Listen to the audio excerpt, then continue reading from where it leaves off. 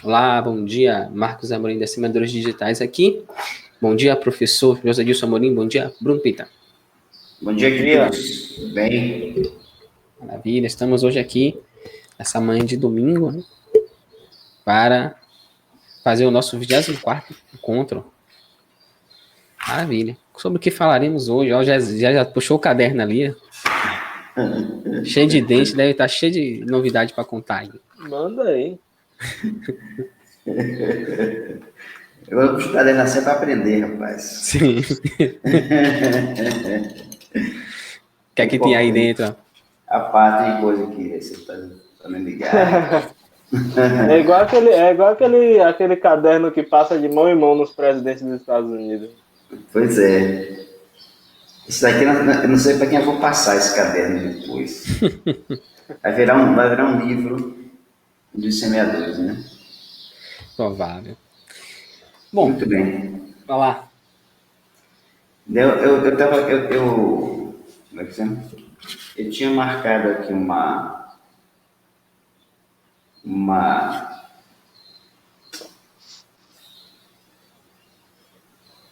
coisa pra gente trocar ideia. Não, o negócio sumiu. Sumiu. Normal, sempre acontece isso. Sempre que a gente procura alguma coisa, a coisa foge da gente. Muitas vezes. Bom, então vamos jogar aqui. Vamos jogar uma coisa aqui. Vamos jogar aqui, então. É Vai o lá. seguinte. Ontem você tava, não sei se foi ontem, foi anteontem, você estava falando que você tinha medo do escuro, né? Você tinha 30 e poucos anos e tal. E eu também ainda luto um pouquinho com isso, né? Não um medo, tipo, desesperador, que eu não consigo ficar em casa sozinho, ou que eu me escondo debaixo das cobertas, mas eu ainda sinto isso, né? Quando eu fico em casa sozinho à noite, de um cômodo ao outro, essa necessidade de acender a luz e tal. E aí eu percebo isso e luto contra. Né? Tipo, pago as luzes todas, caminho pela casa toda, mas eu ainda sinto alguma coisa dentro de mim que preferia que a luz estivesse acesa. E aí hoje eu acordei, fui lá, fiz minhas atividades e fui tomar banho. Né? Era 5 da manhã, mais ou menos, 5:02, 5:03 da manhã. E fui tomar banho. Aí botei lá minha toalha, entrei no box. Aí uma coisa me falou assim, toma banho com a luz apagada. Aí eu falei, porra, mas como é que eu vou me enxergar, velho? Como é que eu vou passar sabonete e tal? Aí eu, não deixa essa porra pra lá, depois eu faço isso. Aí já tava indo com a mão pra abrir o chuveiro, aí eu falei, bom, eu vou aceitar esse desafio. Aí fui lá, abri o box, apaguei a luz, voltei, entrei no box, tudo escuro, velho. Aí eu falei, porra, vamos lá. Acendi, abri a torneira e aí caí pra dentro. Comecei a tomar banho e tal, aquela coisa toda, me saboar. Aí de repente me vem uma imagem de quando eu era criança. Morava lá com minha avó, que ela tinha... A casa estava em construção ainda. Aí eu lembro que a cozinha ela tinha um chão de cimento com brita e tinha um quarto, que era o quarto que a gente depois, né, começou a utilizar, eu e meu irmão, que estava ainda no chão de terra batido. Aí tinha arenoso, tinha areia lá dentro, tinha pá, tinha enxada, tinha brita, tinha um bocado de coisa.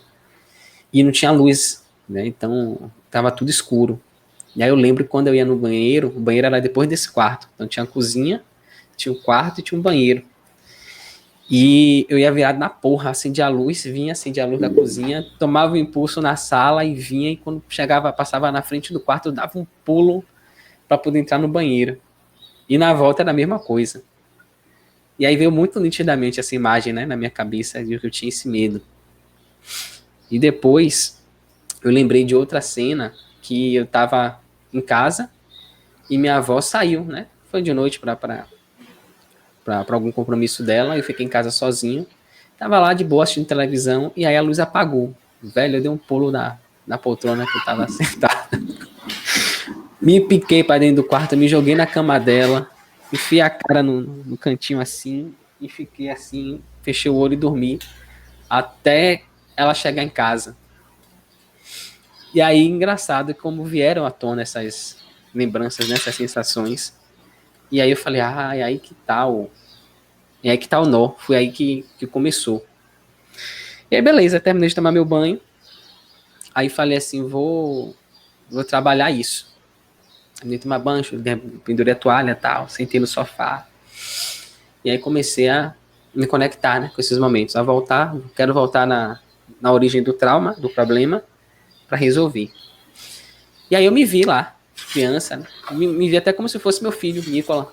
E a gente é muito parecido, né? Eu tenho uma foto de quando eu tinha mais ou menos a idade dele, é incrível como é parecido, só muda a cor, que ele é um pouquinho mais moreno do que eu. E aí eu tava lá aquela criança e eu me vi de repente na frente dela, conversando com ela, dizendo, oh, tudo bom, tal, como é que tá aí? Eu vim conversar com você, é o seguinte, você tem um quarto ali, né, que tem umas coisas lá dentro, tem areia, tem arenoso, né, não tem luz, eu sei que você fica com medo na hora de atravessar ali e tal, mas não tem motivo para ter medo não. Se você passar ali na frente e entrar, você vai ver que não tem nada ali dentro. Aí eu faço o seguinte, eu vou ficar aqui, eu vou sentar aqui nessa poltrona, eu lembro de uma poltrona, gostava muito daquela poltrona, eu vou ficar aqui sentado nela, e você vai lá sozinho. Não precisa nem acender a luz da cozinha. Você vai com tudo apagado, entra lá naquele quarto, olha tudo lá dentro e grite assim: eu sou o menino mais corajoso do mundo. Depois você volta. E assim foi, velho. O menino foi lá dentro, gritou, voltou e pronto, foi. Aí eu já senti um negócio diferente. E aí depois eu fui para o segundo momento, que foi esse momento da luz apagada, né? Aí na minha cabeça, tipo, minha avó tinha acabado de sair, aí eu chegava e ele tava lá sentado na poltrona assistindo televisão. Falei, oi, tudo bem? Como é que tá você e tal? Eu falei, ó, é o seguinte, daqui a pouco vai faltar luz aqui, mas não fique preocupado não. Faça o seguinte, você lembra daquele joguinho que você jogava com sua avó toda vez que aqui faltava luz? Era um joguinho que a gente pega uma folha de papel em branco e fazia vários pontinhos, né? Várias linhas e colunas com pontinhos, e a gente ficava ligando aquilo. O objetivo era ficar fechando quadradinhos, né? Você fechava o quadradinho, botava a sua inicial, inicial do seu nome, e aí quem no final contasse mais, ganhava. Aí você vai fazer o seguinte, quando a luz acabar, você vai lá na cozinha, pega uma vela, um fósforo, e aí você vai acender isso e vai pegar uma folha de papel e vai preparar, que eu lembro que demorava para cá. Às vezes a gente ficava montando o jogo, né? Que a gente tinha que ficar fazendo os pontinhos. Quando a gente terminava, a luz voltava, tanto que demorava para fazer o negócio. Aí eu falei, você vai fazer esses pontinhos para quando sua avó voltar, vocês jogarem esse jogo. Quando ela voltar, vocês vão precisar fazer alguma coisa para esperar a luz voltar. E aí o menino não queria fazer muito, ele falou, não, mas poxa, minha avó não vai querer jogar esse negócio comigo e tal. Eu falei, não, vai querer sim, rapaz. Você vai ver que quando ela voltar, vocês vão precisar de alguma coisa para se distrair. E aí pronto. Demorou muito, a luz, eu fui embora, a luz apagou. Aí o menino foi lá na cozinha, pegou o papelzinho dele, pegou a caneta, acendeu a luz e começou a fazer o joguinho lá. E pronto, foi o momento que eu voltei. E aí pronto, tô aqui agora e vamos esperar a noite chegar para ver o que mudou. É isso. Bacana. Eu tinha uma relação, eu sempre tive uma relação diferente com essas paradas que geralmente assusta e tal, que eu sempre fui muito esculachado com esse lance aí, até porque eu pregava muita peça nos outros quando era guri, né? Aí, aí eu tive uma forma de tratar diferente. É tanto que Sami hoje, meu filho, ele não tem medo, velho. Tipo, ele é guri, pode estar tudo, a casa toda apagada e tal. Ele sai andando no meio da noite, vai para um lugar, vai para o outro, ele não tá nem aí, tá vendo? É, e eu acho interessante porque, mesmo eu tendo, eu tendo sido assim quando era guri, meio largado para essas paradas assim, eu nunca passei isso para ele. Mas ele é de boa, ele ele reage muito bem a esse tipo de coisa. Aí eu lembrei quando você falou da cena que apagou a luz, eu lembrei de uma vez também que eu era guri, aí eu tava assistindo, velho. Aí tava na sala ali assistindo, sozinho em casa, o resto dos cômodos apagado e só a sala com a luz acesa. E eu assistindo ali. Aí daqui a pouco apagou a luz. Mesma coisa, ela apagou a luz, mas não faltou luz, porque a TV continuou ligada. Apagou a luz. Aí eu olhei pra trás assim, falei, acenda a luz aí, por favor. Aí demorou um pouquinho, a luz acendeu de novo. Aí eu falei, muito obrigado.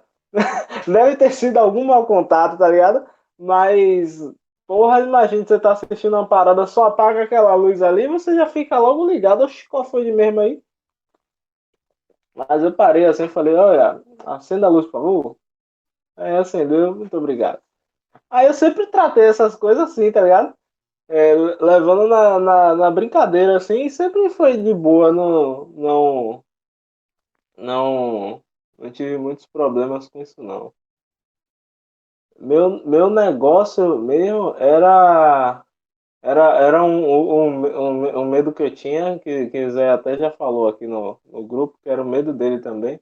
Eu tinha medo de altura, velho. Era eu chegar de um lugar alto assim, porra, chega, as pernas tremia, porra.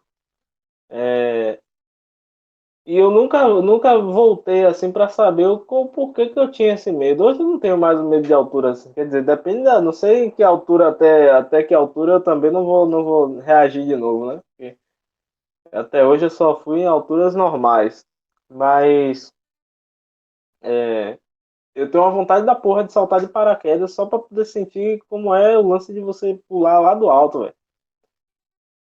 E esse medo que eu tinha, ó que viagem da porra, às vezes acontece eventos que traumatizam e te dão medo, e às vezes acontece evento que de alguma forma desbloqueia o medo que você tem. E aí eu tinha um medo da porra de altura.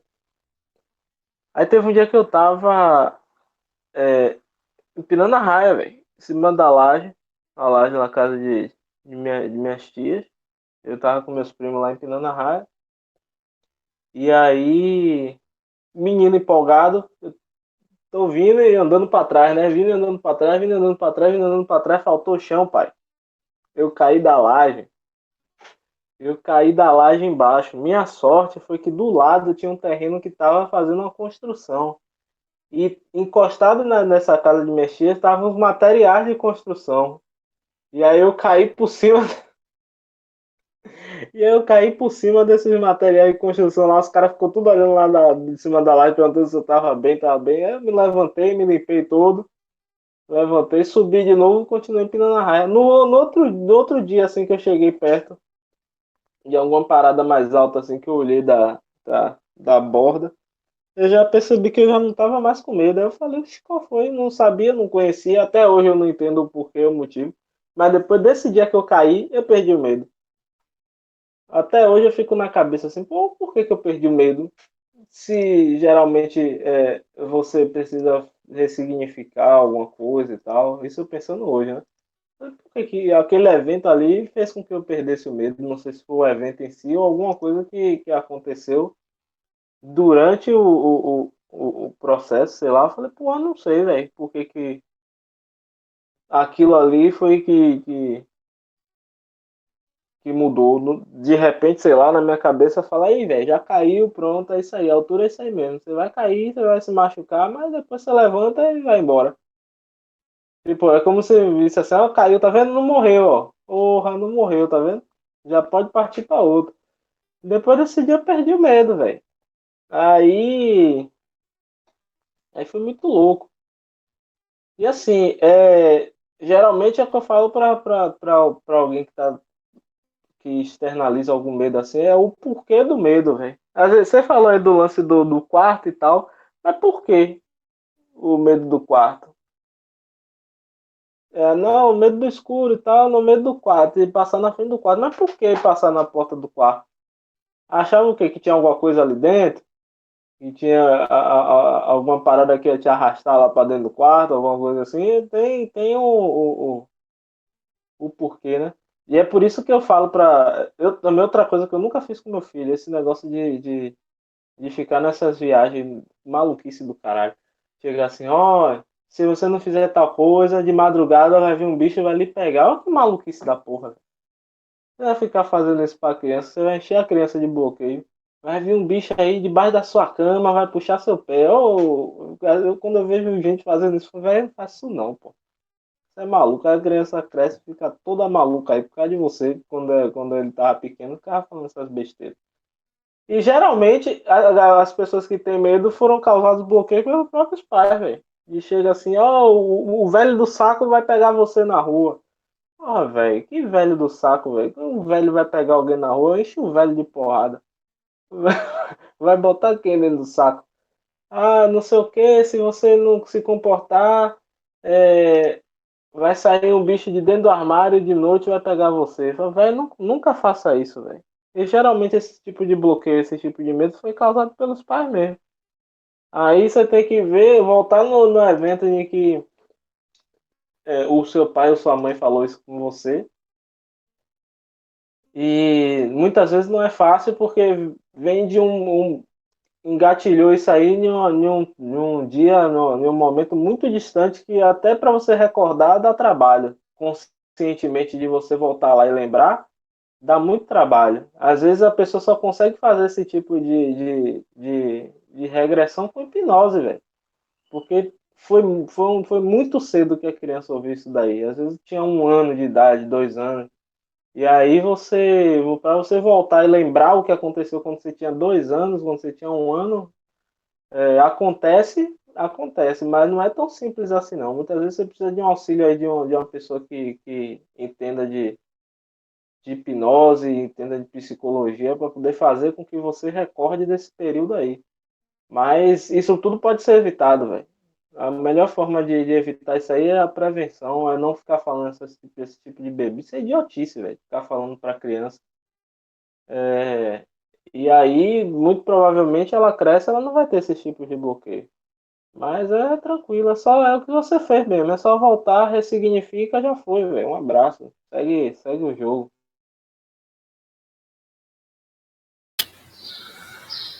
Eu acho que essa coisa dos medos, sem dúvida, são coisas que são colocadas na sua cabeça. E normalmente. Desfocou aí, José.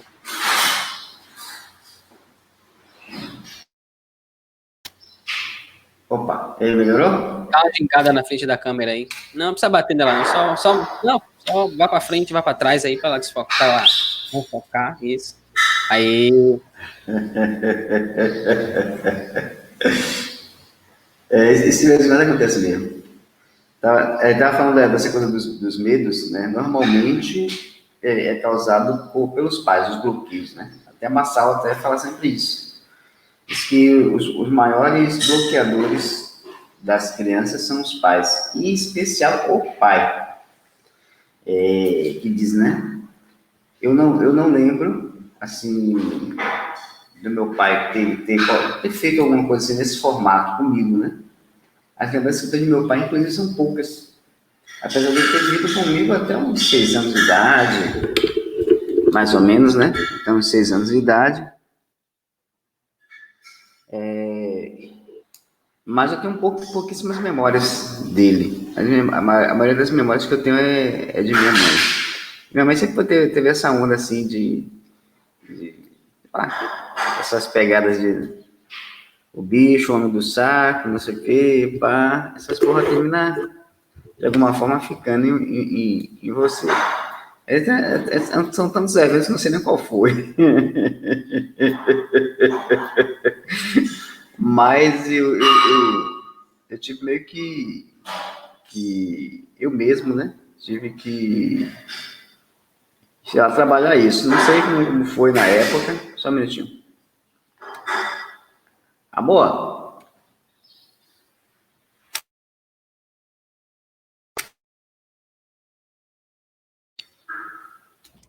Será que tá rolando um quebra-quebra aí?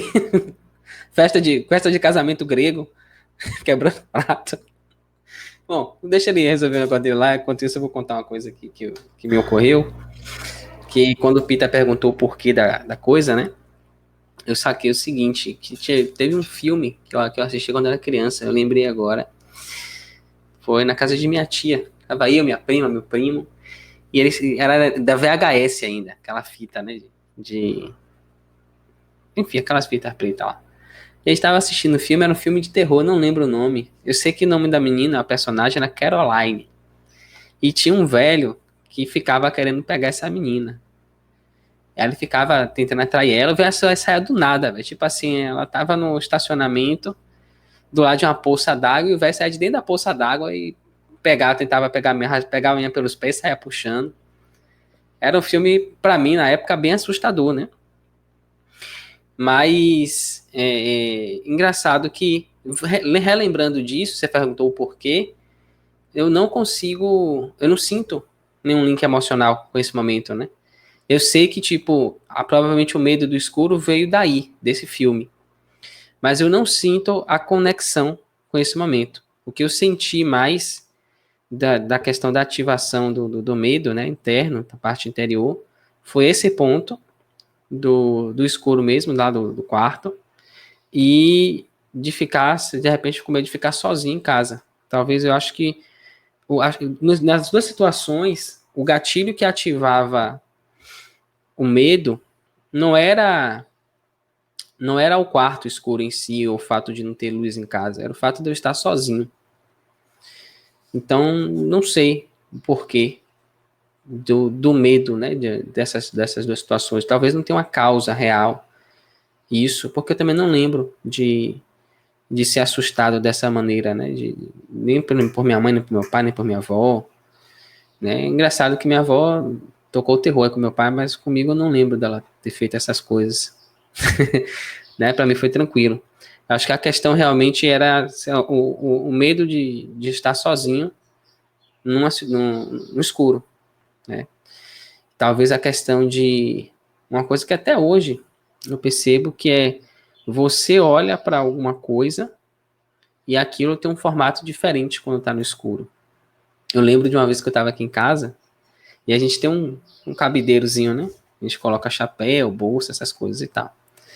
E aí, nesse dia a Carol foi trabalhar de noite, eu fiquei em casa sozinho e deitei para dormir. Quando eu deitei para dormir, que eu olho pro lado, eu tô vendo uma pessoa, um cara com um narizão assim, uma jaqueta, uma bolsa. Aí, porra, é essa, velho?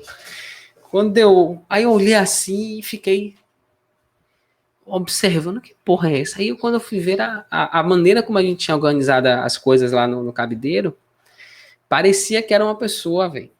E aquilo ali, porra, me deixou pilhado. Engraçado foi que eu reconheci o que era, identifiquei e tal, e tudo bem. Mas toda vez que eu acordava, que eu olhava para aquela porra, eu me assustava. Aí eu levantei, fui lá, reorganizei o negócio para poder voltar e conseguir dormir. Né? Então eu acho que não é uma coisa assim. Por exemplo, o Nicola, meu filho. Às vezes a gente tá aqui em casa, né? Ele vem me visitar e tal. Aí fala, vai dormir. Aí ele vai. Se despede da gente e tal. Aí ele vem com um negócio de, pai, eu tô com medo. Com medo do quê, rapaz? Só que eu saco que não é medo, sabe? É tipo assim, ele não quer ficar sozinho. Ele quer que eu fique lá com ele. Aí ele dá esse caô que tá com medo. Por que eu sei disso? Porque às vezes eu falo, não vou poder dormir com você hoje não, você vai ter que ir sozinho. Aí ele vai e tal, de boa. E quando eu levanto, que eu vou lá pra ver como é que ele tá, dar um beijo, boa noite e tal, o menino sumiu. Por resto, o menino sumiu. Carol, cadê o menino? Tá com você? Não, tá comigo não. Aí sai procurando pela casa toda, nada de achar ele, nada de achar ele. Aí daqui a pouco, já sei. Quando eu olho, tá ele lá, debaixo da cama. Ele vai dormir debaixo da cama. Olha que onda. Aí eu vou, puxo ele pelo pé, carrego, boto na cama de novo, e aí vou deitar pra dormir. Então assim, eu sei que ele, pelo menos ele não tem medo desse negócio, de bicho-papão, e a gente pegar, pelo menos a mãe deve falar isso, eu também não falo. Então ele é bem tranquilo com relação a isso. E às vezes ele dá um susto da porra na gente. Porque a gente bota ele pra dormir, ele tá lá deitado de boa, eu deito na cama, daqui a pouco eu só vejo, como diria meu irmão Vitor, mais jovem, só vejo o vulpo passando. Que é ele vindo. Velho, outro dia eu lembro que eu tava dormindo, começou a chover, com as janelas todas abertas, começou a chover e tal. Aí eu levantei e fui fechar as janelas. Fui lá, fechei a janela do meu quarto, fechei a janela do quarto dos meninos e fui fechar a janela da sala. Quando eu termino de fechar a janela da sala, que eu volto pra vir pro meu quarto, tá Nicola lá na minha frente me olhando, velho. Eu dei um pulo pra trás. Que porra é essa, velho? Eu tô com medo. Eu falei, miséria. Me deu um susto da porra aqui, velho. Aí pego ele, vou lá pra cama, fico com ele um pouquinho, depois eu volto pra minha cama e deito. Rapaz, o menino, e ele é só rateiro, pé de algodão, velho. Quando você vê, ele tá lá. Me dava um susto da porra. Então ele mais me assusta do que eu assusto ele. Mas eu percebo isso. A Liz também, ela tem muito nessa questão do medo do escuro. Ela, quando tá aqui, a gente bota ela pra dormir, apaga a luz. Quando eu acordo de manhã, a luz tá acesa. Então, se ela acordar de madrugada, com certeza a luz vai ficar acesa. Ela acende a luz do quarto, acende a luz do banheiro. Né? Agora, sim, a mãe dela gosta muito de assistir filme de terror. Então, não sei até que ponto isso está influenciando. Mas, no meu caso, eu não tinha muito esses apelos. A única coisa que eu lembro é desse filme, mas talvez isso, né? O medo de ficar sozinho. Porque quando eu estou em companhia de alguém, eu não sinto esse medo. Né? Então, tá relacionado à questão do estar sozinho.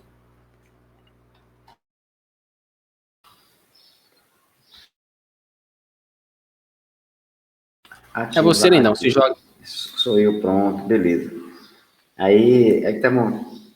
Aqui em casa tem um eco muito grande, né? Aí o barulho é lá na cozinha, aí é tudo aberto, aí aqui na sala ecoa pra caramba. Qualquer barulho, cai um alfinete lá que parece que é um poste. É meio, meio brabo aqui. Então, aí tá falando dessa coisa dos medos, né? E ele realmente nos persegue de alguma forma, tem alguma origem, tem algum motivo, né? Esse medo do escuro que eu falei pra vocês, já contei, que eu meio que quebrei ele na tora, né? Argumentando comigo mesmo e tal, mas nunca consegui associar um evento específico, né?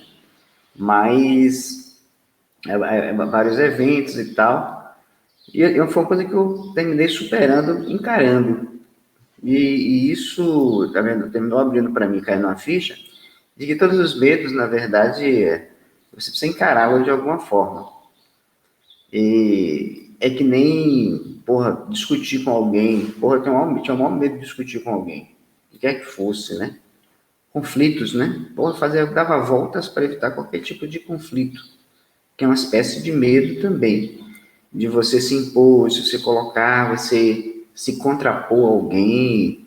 Ficava tudo cheio de dedo assim para falar, dava não sei quantas voltas para poder me colocar diante da pessoa, quando dá, né, uma crítica aqui construtiva, pá, não sei o quê.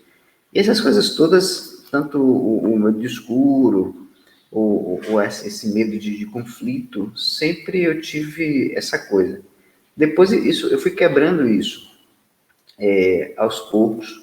Exatamente uma das coisas que me ajudou bastante é ler um livro, uma vez, eu fui uma palestra, não lembro mais, que ele falava exatamente que você precisa encarar as coisas de frente.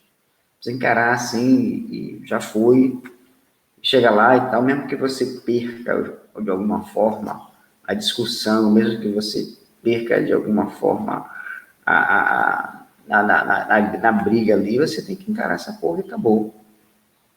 Isso me ajudou bastante, foi me ajudando progressivamente, e toda vez que eu queria me desvencilhar de alguma situação para não me desgastar com ela, eu ia, não, vou ter que ir lá essa porra. Ia lá, ia lá, ia lá. E hoje eu me sinto super tranquilo em relação a isso. A você me confrontar com situações. Principalmente as situações que podem colocar você numa situação de vergonha. Eu tinha super vergonha de alguma coisa assim e tal. E essas coisas, na verdade, foi quebrando muito, muito aos poucos, foi muita consciência. Eu comecei a ler muito a respeito dessas coisas de você se encarar, né? Medo de ridículo, medo de errar. Porra, medo de errar é foda. Porra, não, peraí, não erro. Sou inerrável. O cara não erra, não, cara. Porra, não, você erra. Sim, você tem que errar bastante.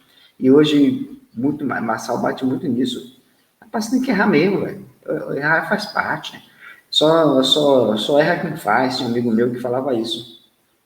Também fui trabalhar, isso ele terminou me falando muito lá atrás. Mesmo assim, eu ficava aquela porra, só erra quem faz, mas ainda assim eu tinha muito medo de errar diante das situações. E esses medos todos terminam jogando você muito para trás, terminam não deixando você avançar diante das coisas, das situações. E por último, o medo que eu ainda tenho, que eu preciso tratar ele, trabalhar, preciso identificar qual é o medo de altura. Mas olha que onda da porra. Esse medo da altura, ele não é um medo de qualquer altura. É um medo de altura quando eu não tenho onde me apoiar. Tipo assim, porra, se eu for num prédio alto da porra e tiver uma balustrada, se tiver eu olho lá de boa. Eu acho até legal ver aquela paisagem de cima.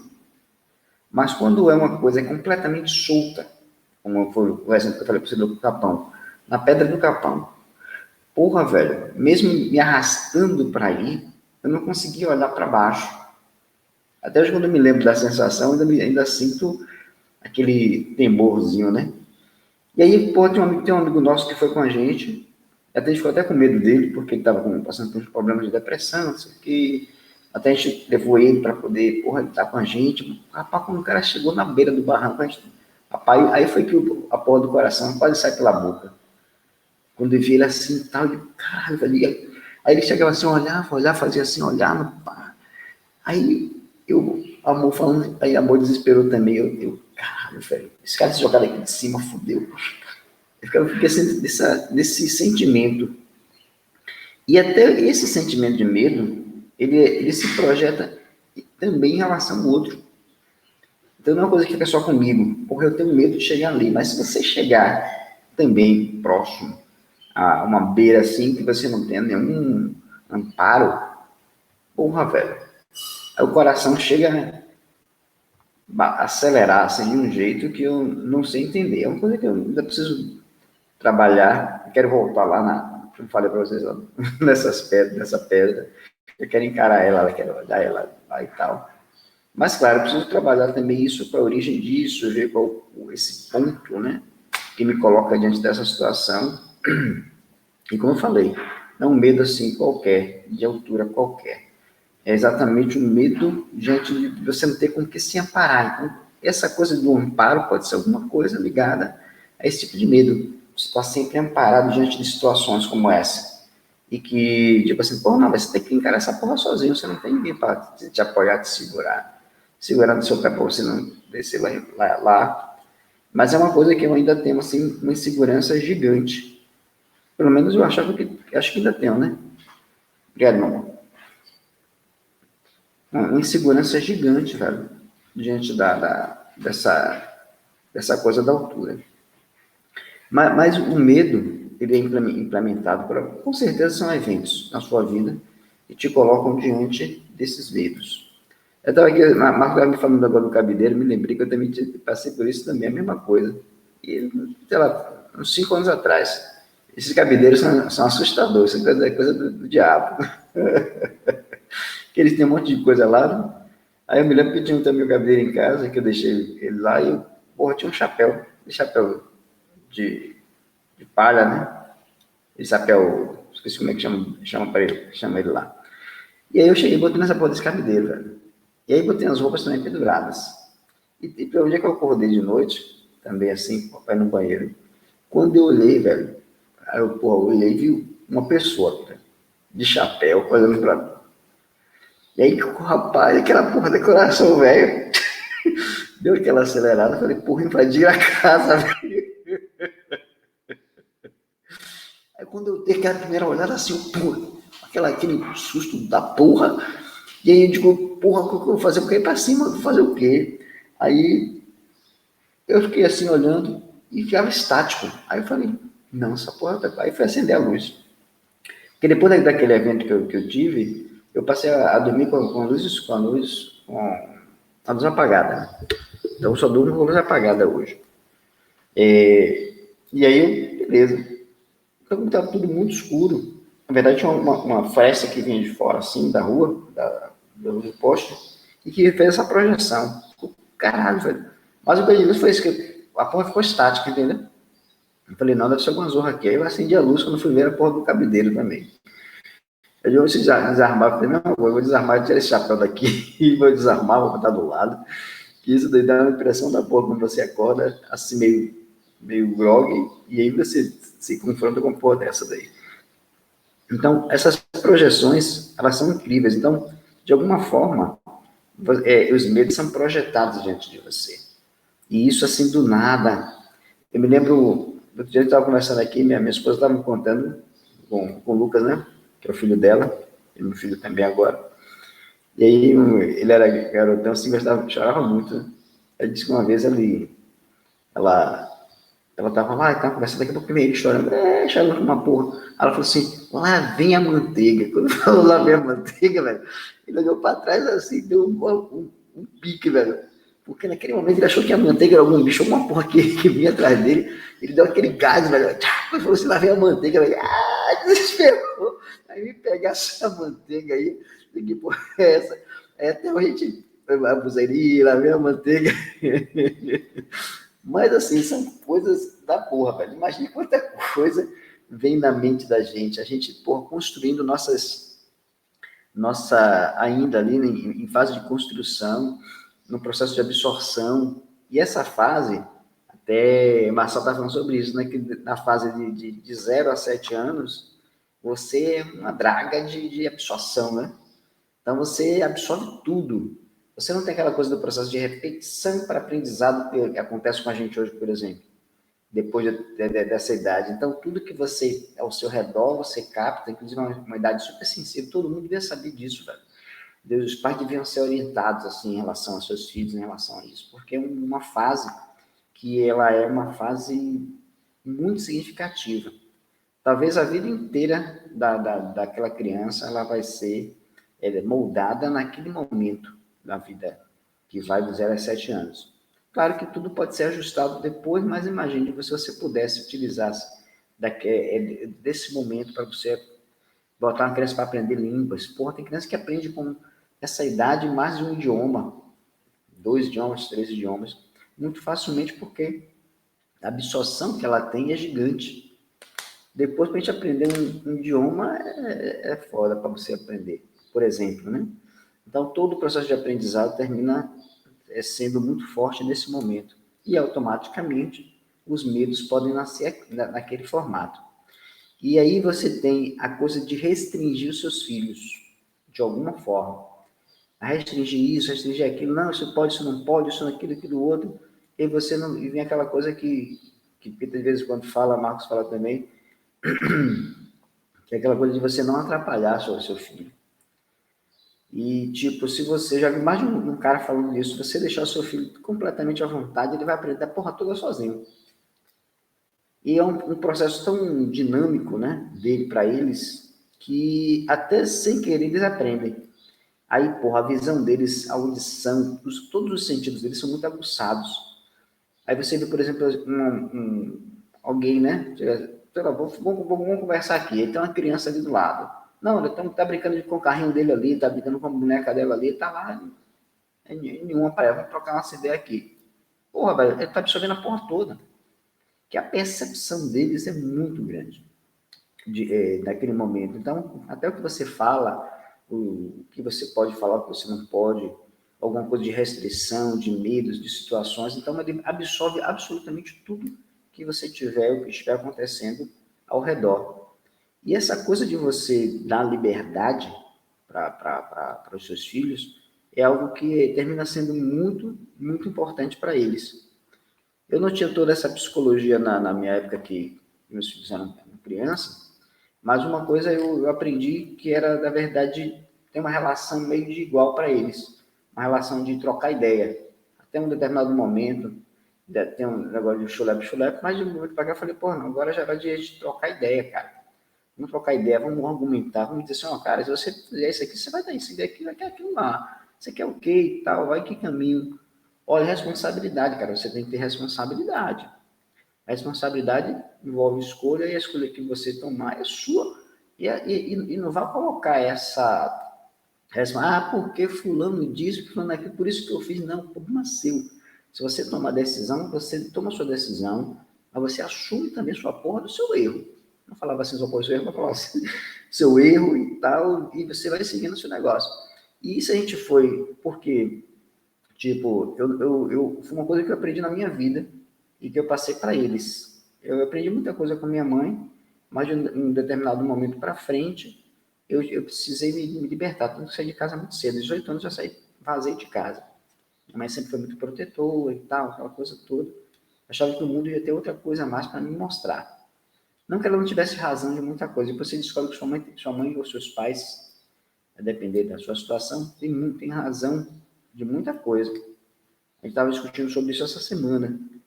Então, mas não quer dizer que, pelo fato de eles terem razão, que você não possa ter sua própria experiência de vivenciar. Então, aquilo que eu acho importante, que foi que eu tentei passar para os meus filhos, da forma que eu podia naquela época, era exatamente isso, que eles tinham que ter responsabilidade diante das decisões deles. Diante de tudo que se apresentasse. E nunca coloquei esse negócio de ter medo daquilo. Tanto que até hoje eles colocam as coisas para mim, eu falei, porra, e aí, você já pesou e tal, você já viu isso, já viu aquilo, já analisou e tal, já, tá, beleza. Vai lá, se joga, eu tô aqui do lado, aqui, qualquer coisa, estamos juntos. Então, essa coisa de você, às vezes, querer impor coisas aos seus filhos, ou moldá-lo da forma que você quer, ou imputar a eles alguma coisa que você queira, às vezes vai até de profissão, não, eu quero que meu filho seja médico, eu quero que meu filho seja isso, aqui, e você não sente ele, não ouve ele, não vê quais são os dons que ele tem, de modo que ele possa desenvolver. Tudo isso são coisas que você vai, às vezes, criando o filho com uma série de barreiras que você vai criando, que são os bloqueios. Essa semana eu estava vendo um vídeo de Massal que ele estava falando dos filhos dele, né?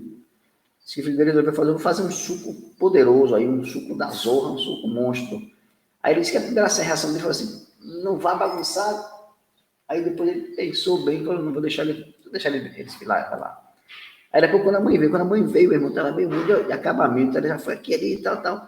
Aí as crianças, aí ele começou a tolir, vocês querem, foi o que ele falou, isso é engraçado, tipo assim, vocês não querem deixar que eu tenha as minhas próprias experiências? O guri, né? Aí ele disse que parou assim os dois, aí ele e Carol, um olhou para outro assim, olhou assim, velho, deixa lá. Aí fizeram o suco, disse que o suco é uma merda, muito uma porra. Mas assim, foram as experiências que eles tiveram. Daqui a pouco daqui a pouco tiveram a ideia de fazer um bolo e tal. O Marco até tinha essa onda também, o Marco começou a fazer esse negócio de bolo, não sei o que e tal, vai deixando fazer. Então, porra, cara, se meu filho fizer isso e ficar ruim, e se meu filho fizer aquilo e ficar estranho, se meu filho for disputar um negócio e perder, você não pode perder, Então, são muitas coisas que às vezes os pais colocam na cabeça dos seus filhos e terminam tolhindo ele. Então, os medos, sem dúvida, e outros bloqueios que acontecem, vem exatamente daquilo que você, às vezes, imputa a ele ou restringe ele. Então, você pode tudo, velho. Você pode fazer tudo, dadas as devidas proporções, né? O que ele pode fazer. Eu achei massa quando o Marco falou com o Nicola. O Nicola tem aquele espírito de ajudar, velho. E aí ele, quero lavar o prato. Não, você vai lavar o prato, você vai quebrar e tal, porra. E impor aquele negócio, e criar uma coisa na criança, e você dizer, ele nunca mais vai saber de lavar prato na vida dele. Mas foi inteligente você definir, ele pode, vou tirar aqui o que é perigoso, o que é vidro, o que é cortante, deixa ele se virar. E vai lá, ele faz com um bom grado e não um fogo de palha. Toda vez que você está junto, ele quer fazer isso. Isso é muito legal. Então, essas coisas você tem que ir moldando lá. Evitar criar medos nos seus filhos, eu acho que é um fator muito importante. Evita esse trauma por uma vida inteira.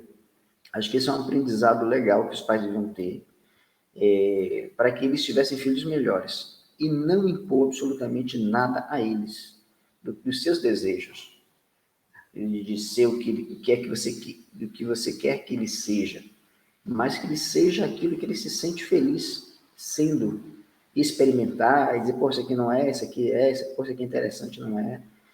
Eu acho que esse é um ponto legal, que evita você travar os seus filhos de alguma forma, e também os medos. Não limite seus filhos absolutamente nada. Só proteja. A nossa função é protegê-los contra eles mesmos de determinada situação, mas não da sua ideia, dos seus pensamentos, dos seus sentimentos, de vai fazer mesmo, e pá, você vai só, tipo assim, só amparando, né? Quando ele estiver andando, vou andar aqui, venha, velho, venha.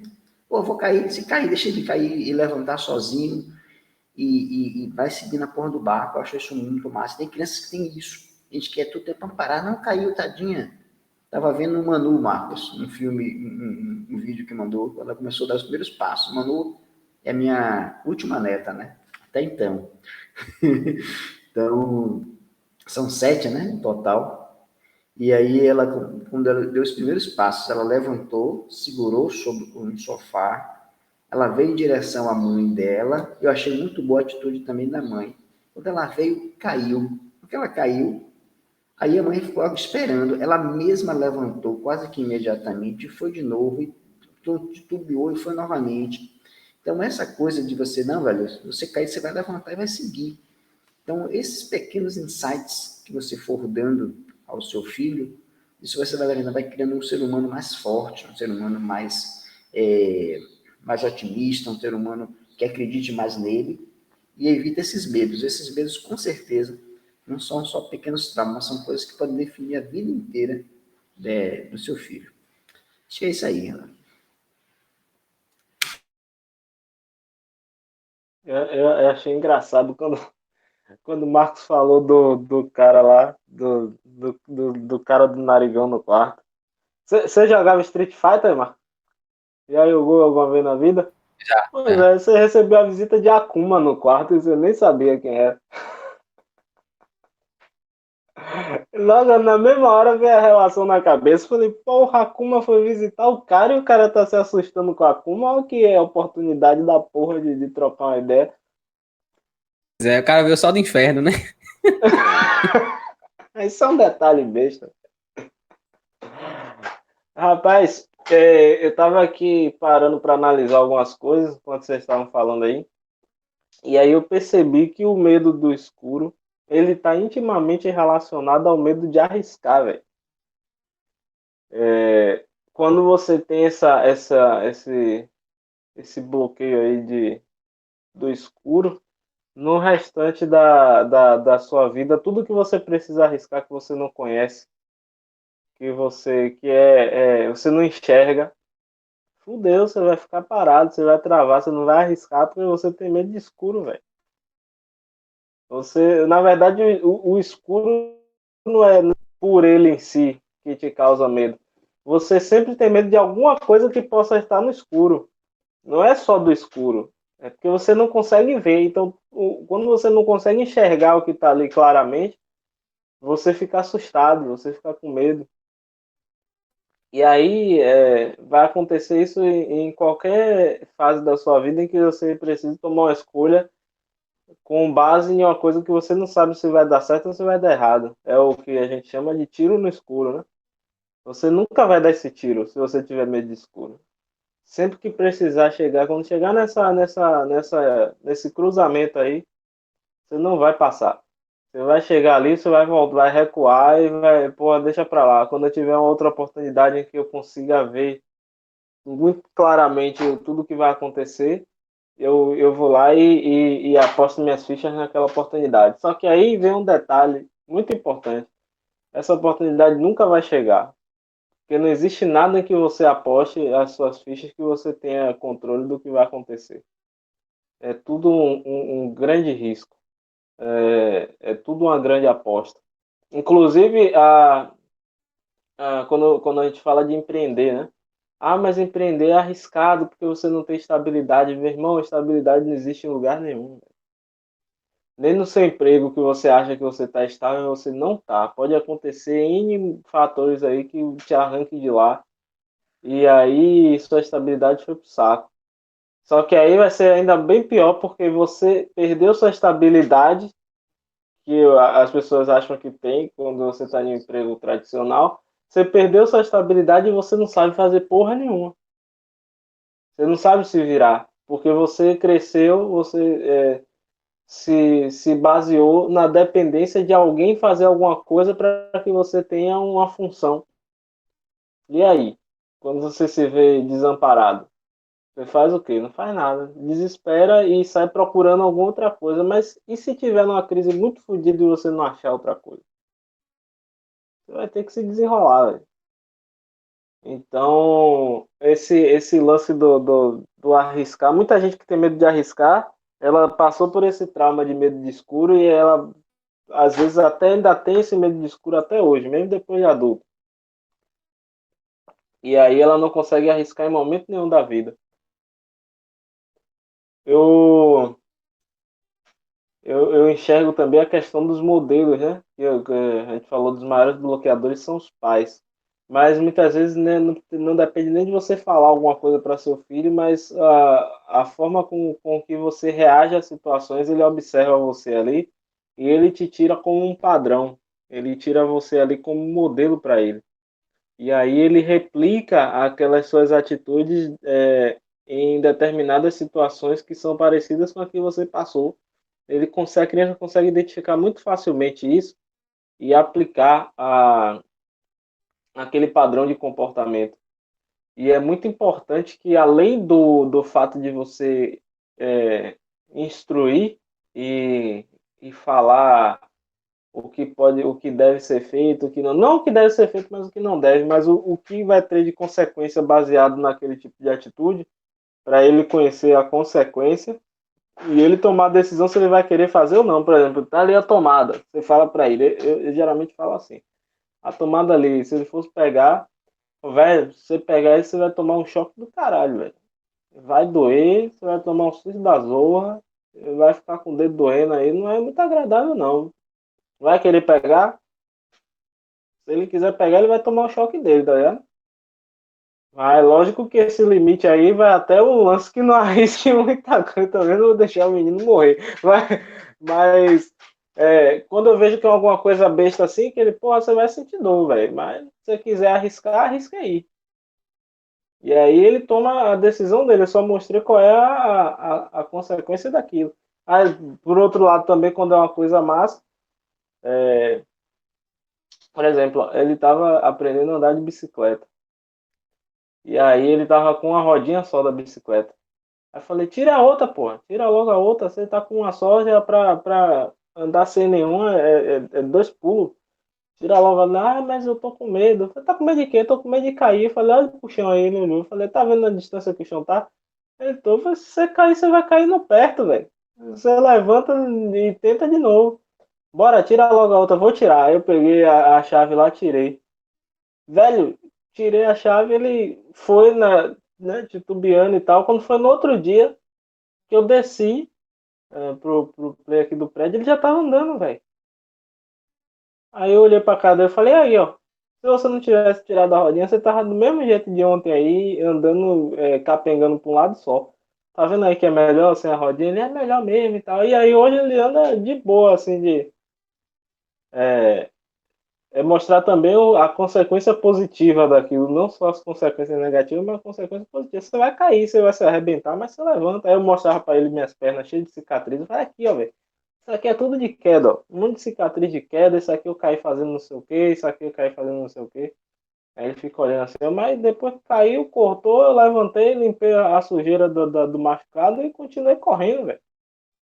Aí, aí ele fica olhando assim, ele vai pegando essas coisas, né? Do lance de ter um modelo assim. Hoje existem poucas coisas que ele não se joga assim para fazer. Mesmo que seja. Aí vem o outro lado, eu só fico olhando assim para ver se não vai ser arriscado demais, né? E agora o limite já passou ali, eu já tenho que observar se não vai ser arriscado demais.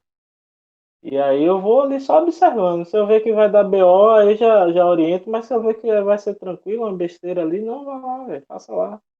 Você vai cair, você levanta e segue sua vida. E baseado nisso também tem até a questão de você projetar nele é, poder, tá ligado? De você chegar para o seu filho e falar, velho, você pode fazer a porra toda. Ah, não, eu tenho medo de. Tem medo de quê? Ah, tenho medo do bicho, velho. Uma parada que uma vez ele falou na casa da minha família foi engraçado. Uma tia minha chegou, oi, se você fizer tal coisa, o bicho vai aparecer de noite. Se o bicho aparecer, eu dou um chute na cara dele. Aí eu cheguei e fiz assim com a mão, vem, é isso aí. Aí bateu na minha mão. Aí eu falei, porra, se o bicho aparece, a gente arrebenta o bicho na porrada, pô. Aí minha tia ficou olhando assim pra mim, eu achei que isso a mim tá assim. Eu falei, é lógico, se aparecer qualquer coisa, a gente quebra no pau, não tem essa não, velho. Aparecer bicho, quem é que manda em casa? Aí ele, a gente. Eu falei, é isso aí, porra. Quem é que vai entrar em casa pra poder pegar ninguém, tá maluco? Aí, e aí eles sempre, né, depois dessas paradas que eu conversava com ele assim, ele sempre falava essas ondas, vai aparecer tal coisa. Até em filme, você tocou na citação do filme. Ele não assiste filme de terror. Ele não assiste de jeito nenhum. Não é nem porque assim falou, não assista não. Ele olha, ele filtra, velho. Ele olha assim, não, isso aí eu não quero assistir não. E se sai, velho. Aí, mesmo nas vezes que já passou de eu tá assistindo alguma coisa assim mais estranha, que aí ele olhava assim, aí ele, oxe, e por que essa menina não quebrou esse bicho no pau? Eu falei, pois é, velho, eu fico assistindo, eu também fico me perguntando a mesma coisa. É muito engraçado, eu me divirto, véio, com essas paradas. E aí você tem que projetar nele, velho, que ele tem poder, porra. Seu filho tem poder, a gente tem poder, a gente só não consegue usar porque a gente foi cortar as asas da gente quando a gente era menor.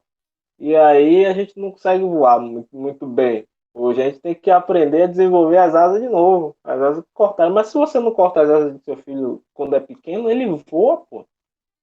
É, eu tava conversando com minha esposa aqui, né, em casa. E aí a gente tava falando sobre a relação da escola. Aí muita gente vai falar, isso é um absurdo, velho, vá cuidar de sua vida. Tem muita gente aí que tá prosperando muito, tá completamente fora do padrão. Então, se as pessoas que estão prosperando mais estão fora do padrão, você já tem que perceber que alguma coisa errada com o padrão existe. E aí tava falando da escola, com relação ao colégio, falei, pô, velho, eu não sei nem se ele vai querer terminar a escola, depende do que ele vai querer pra vida dele, assim, bem naturalmente. Ah, não, mas é importante. Não, é importante pra quem, velho? É importante pra instituição que tá ganhando dinheiro, velho. Pra ela é importante.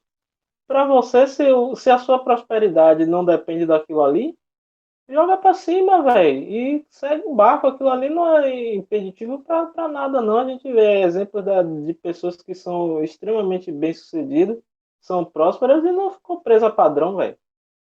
Não ficou nessa, não, eu tenho que fazer a formação. Você não tem nada, velho. Ninguém te obriga a fazer porra nenhuma. Você faz se aquilo for necessário pra você. Aí que eu falei com ele assim, né? Ele já desde bem antes, acho que tinha uns 4 anos, 3 anos por aí, 3, 4. Com 3 anos começou essa zoeira aí dele falar que ele queria ser médico de cabeça.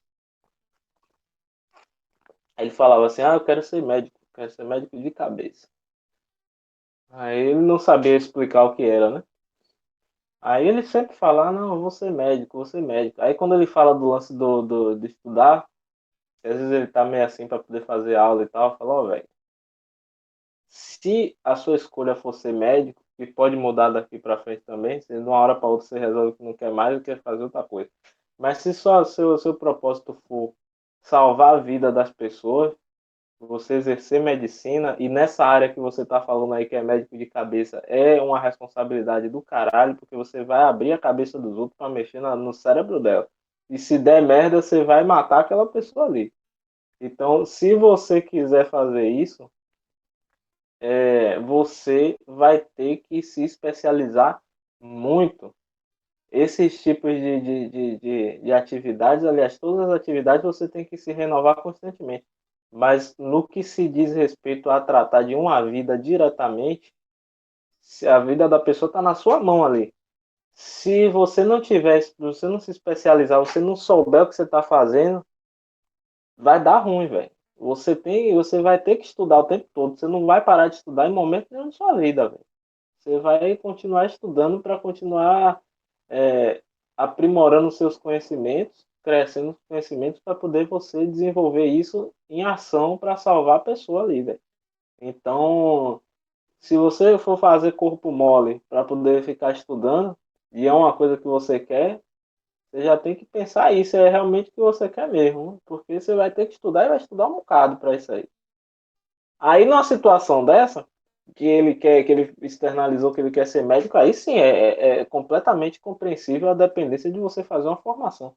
Você não vai chegar lá, você vai ser atendido Isso é na mente de qualquer pessoa, velho. Você chega assim e fala, tem um médico ali, o cara é especializado em um monte de coisa. Pode não ser essas Coca-Cola toda, mas o fato dele ser especializado é você. Não, e aquele, não, mas tem um outro médico ali que ele tá fazendo, tá no segundo mês, tá no primeiro semestre da faculdade de medicina, mas ele disse que vai operar sua cabeça. Você vai, velho, deitar na maca pra um cara desse abrir sua cabeça? Você não Mas ele é vai, mais velho. barato, pô. Mas é mais barato, entendeu? Você é doido, vai pagar mais caro mesmo. Você não vai, entendeu? Então é isso, ele vai, nesse caso, ele depende exclusivamente da formação, mas ele tem que entender que aquela formação ali é o princípio. Por isso que eu falei com ele. Mesmo depois que você terminar, se é a carreira que você quer seguir, mesmo depois que você terminar, você vai continuar, porque aquela base, aquilo que eles te dão de ensino ali é base. Aquilo ali não é o que vai tornar você uma referência no que você quer fazer. Aquilo ali vai te colocar na média, vai te colocar igual a todo mundo. O que vai definir se você vai ser bom de verdade vai ser o tanto que você vai se dedicar a estudar com relação àquilo para desenvolver suas habilidades. Então esqueça que você não vai parar de estudar nunca na sua vida.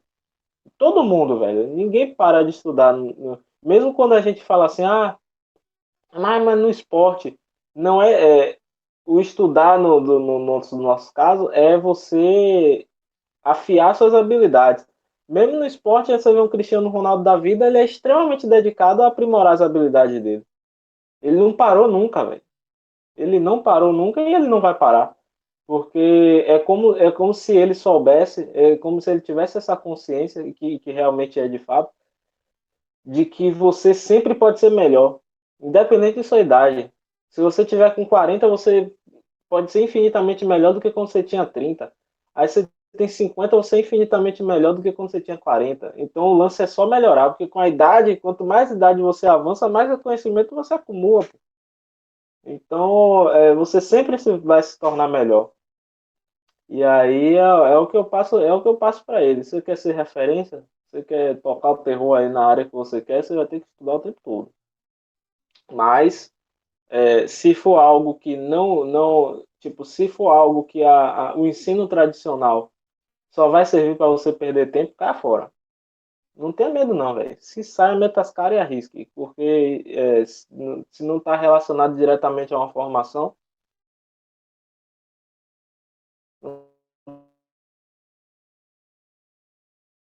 não tem tempo. X. Deu uma travada aí no sua conexão. Vê se. Voltou? Fala aí agora. Tá voltando. Vá. Beleza. Agora voltou. Aí o que eu falo pro pessoal, né? Fazer a faculdade X, faculdade Y. Eu falo, você vai usar, velho. Isso aí vai ser útil pro que você quer fazer. Porque se não for, você vai perder tempo. E vai perder um tempo precioso. Porque você passa 4, 5, 6 anos na faculdade. Se você pegasse esse tempo aí que você está na faculdade e você convertesse em ação no que você quer fazer, você, quando daqui nesses 4, 5, você vai estar em uma vida que você nem imaginava. E, tipo, você passar esse tempo na faculdade, quando você sai, você ainda não é porra nenhuma. Então, se aquilo ali não for servir para você, descarte. Não tenha medo de descarte, porque as pessoas vão pensar o quê? Velho, que as pessoas se lasquem mesmo.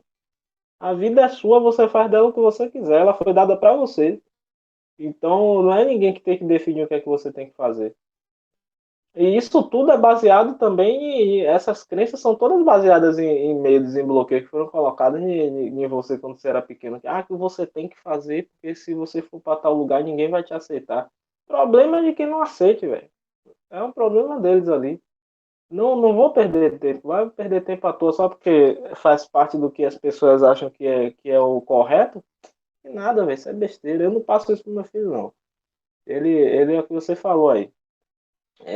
Deixa ele solto, deixa ele livre para ele tomar as escolhas que ele quiser. Agora sabendo que ele vai responder pelas consequências. Eu sempre mostro as consequências para ele. Ele tiver ciência das consequências e falar não dá para fazer, eu passo por cima disso aí e vamos embora. Eu falo, então vai, se joga, velho. É isso aí. Eu não dou muito limite para ele, não. Até porque o limite não existe, né? O limite só tá onde a gente coloca. Maravilha. Você estava falando aí, eu lembrei de 2 filmes que tratam dessa questão. Eu acho que, para o seu filho, acho que o Mãos Talentosas seria até mais interessante. que é um filme com Cuba Gooding Jr. Ele, acho que pega bem desde a infância dele, que ele queria ser neurocirurgião, e a mãe sempre incentivando ele, você consegue fazer tudo que as pessoas fazem. Ele era negro na época em que, né, ser negro era um crime. Então, ela falava, você consegue fazer tudo que as pessoas fazem, só que você faz melhor. Então, esse cara resolveu se transformar no neurocirurgião, e durante o filme tem um problema lá para separar duas crianças. Elas nasceram unidas pelo crânio. Tem um nome para isso, mas eu não lembro agora. E aí o filme todo, o enredo é esse, é a história dele com a mãe, né? A mãe apoiando ele e ele crescendo, no crescente, né? Nessa história, até que ele alcança, né, o objetivo dele e se torna realmente um dos maiores neurocirurgiões do planeta, lá na época dele. Eu acho que é um filme bem interessante para o seu filho assistir. Dá para ele uma visão de por se é realmente aquilo que ele quer, né? E mostra também os desafios, mas você vê também a mãe ali sempre muito presente, né? Em nenhum momento ela pode dizer, meu filho, você é negro, ninguém vai dar oportunidade para você e tal. Não, muito pelo contrário, né? Ela sempre dizia que você consegue fazer tudo que as pessoas fazem, só que você faz melhor. E tem um outro filme que são dois doutores, na verdade um era o Dr. Berlock, que eles estavam trabalhando com cirurgia de coração. Inclusive, acho que o Vivian Thomas foi o cara que inventou a ponte de Safena. E esse cara também era um negro, né, na época da escravidão, do apartheid, alguma coisa assim lá nos Estados Unidos. E ele era, tipo, ajudante do cara nas experiências, pegava cachorro na rua para poder fazer as experiências lá de cirurgia cardíaca e tal. Então, ele era um ajudante. Só que esse cara começou a se envolver tanto no processo e aprender tanto com isso, que ele ultrapassou o doutor, velho. E o cara não tinha formação nenhuma. E eu sei que o negócio vai andando e o cara começa a ficar com ciúme dele, aquela coisa toda e tal. Ele bota o cara pra servir de garçom, né, nas festas e tal, e a galera falando sobre cirurgia e tudo. E ele chega lá com a bandejinha dele, oferecendo o drink, e vai lá e mete o pé dele, fala assim, não, mas isso aí, não sei o que e tal, e mostra que entende realmente do assunto. E a galera fica assim, pô, quem é esse cara? Sabe o lugar dele e tal. E aí ele fica puto várias vezes durante o filme com o médico. Chega uma hora o cara vai lá e pede desculpa, que sem ele não vai conseguir avançar, que o cara é genial, pá, aquela coisa toda. E eu sei que no final das contas o cara ganha um prêmio, né, de doutor honoris causa em medicina. E até hoje tem lá na universidade, né, que ele atuou, que ele lecionou, tem dois quadros. Tem um quadro do Dr. Berlock, e em frente ao quadro dele tem um quadro do Dr. Vivian Thomas. Né, Dr. Vivian Thomas, o cara que não chegou a fazer faculdade. Acho que ele nem fez o curso técnico, alguma coisa assim. Mas ele conhecia tanto do assunto que ele foi reconhecidamente um doutor, né? Um doutor de fato. Então, são dois filmes que eu acho muito interessantes, que eles tratam dessa questão, né? De até onde você pode chegar. De realmente, de um lado, você tem a mãe ali apoiando, incentivando o filho, né? Para que ele atingisse os objetivos dele. E no outro filme, você tem uma pressão contrária, que é o médico que acredita que você é só um ajudante, você não é importante, né? E o cara passa por cima disso tudo e chega ao ponto de se tornar um doutor, mesmo não tendo feito, quem sabe que é um trabalho dose, né, que é anos de faculdade, depois residência, especialização, acho que demora uns 10 anos para o cara se tornar um doutor especialista em alguma coisa. E você fazer isso sem ter uma faculdade não é para qualquer um, não. Então, eu achei bem interessante esses dois filmes, essa questão, e essa coisa também de deixar as crianças livres, né? Hoje eu venho observando muito isso, essa questão de, poxa, o que é que meus filhos são? Qual é a essência deles, né? E eu percebo, por exemplo, que a Liz, ela tem muito do que eu tinha, né? Quando, na infância, aquela coisa de querer agradar o pai, de mostrar que era capaz, de que conseguia tal. Então, um perfil bem interessante, porque se você der um desafio, ela vai fazer aquilo. Não porque talvez aquilo seja a coisa mais importante do mundo, mas para mostrar para você que ela consegue. E aí eu comprei para ela um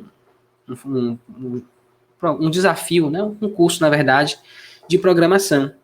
E ela começou a fazer esse negócio, adorou, começou a tirar foto, botar no Instagram e tal, tá super empolgada lá, e todo dia ela me manda print, olha o que eu tô fazendo e tal, e eu vou incentivando isso nela, né?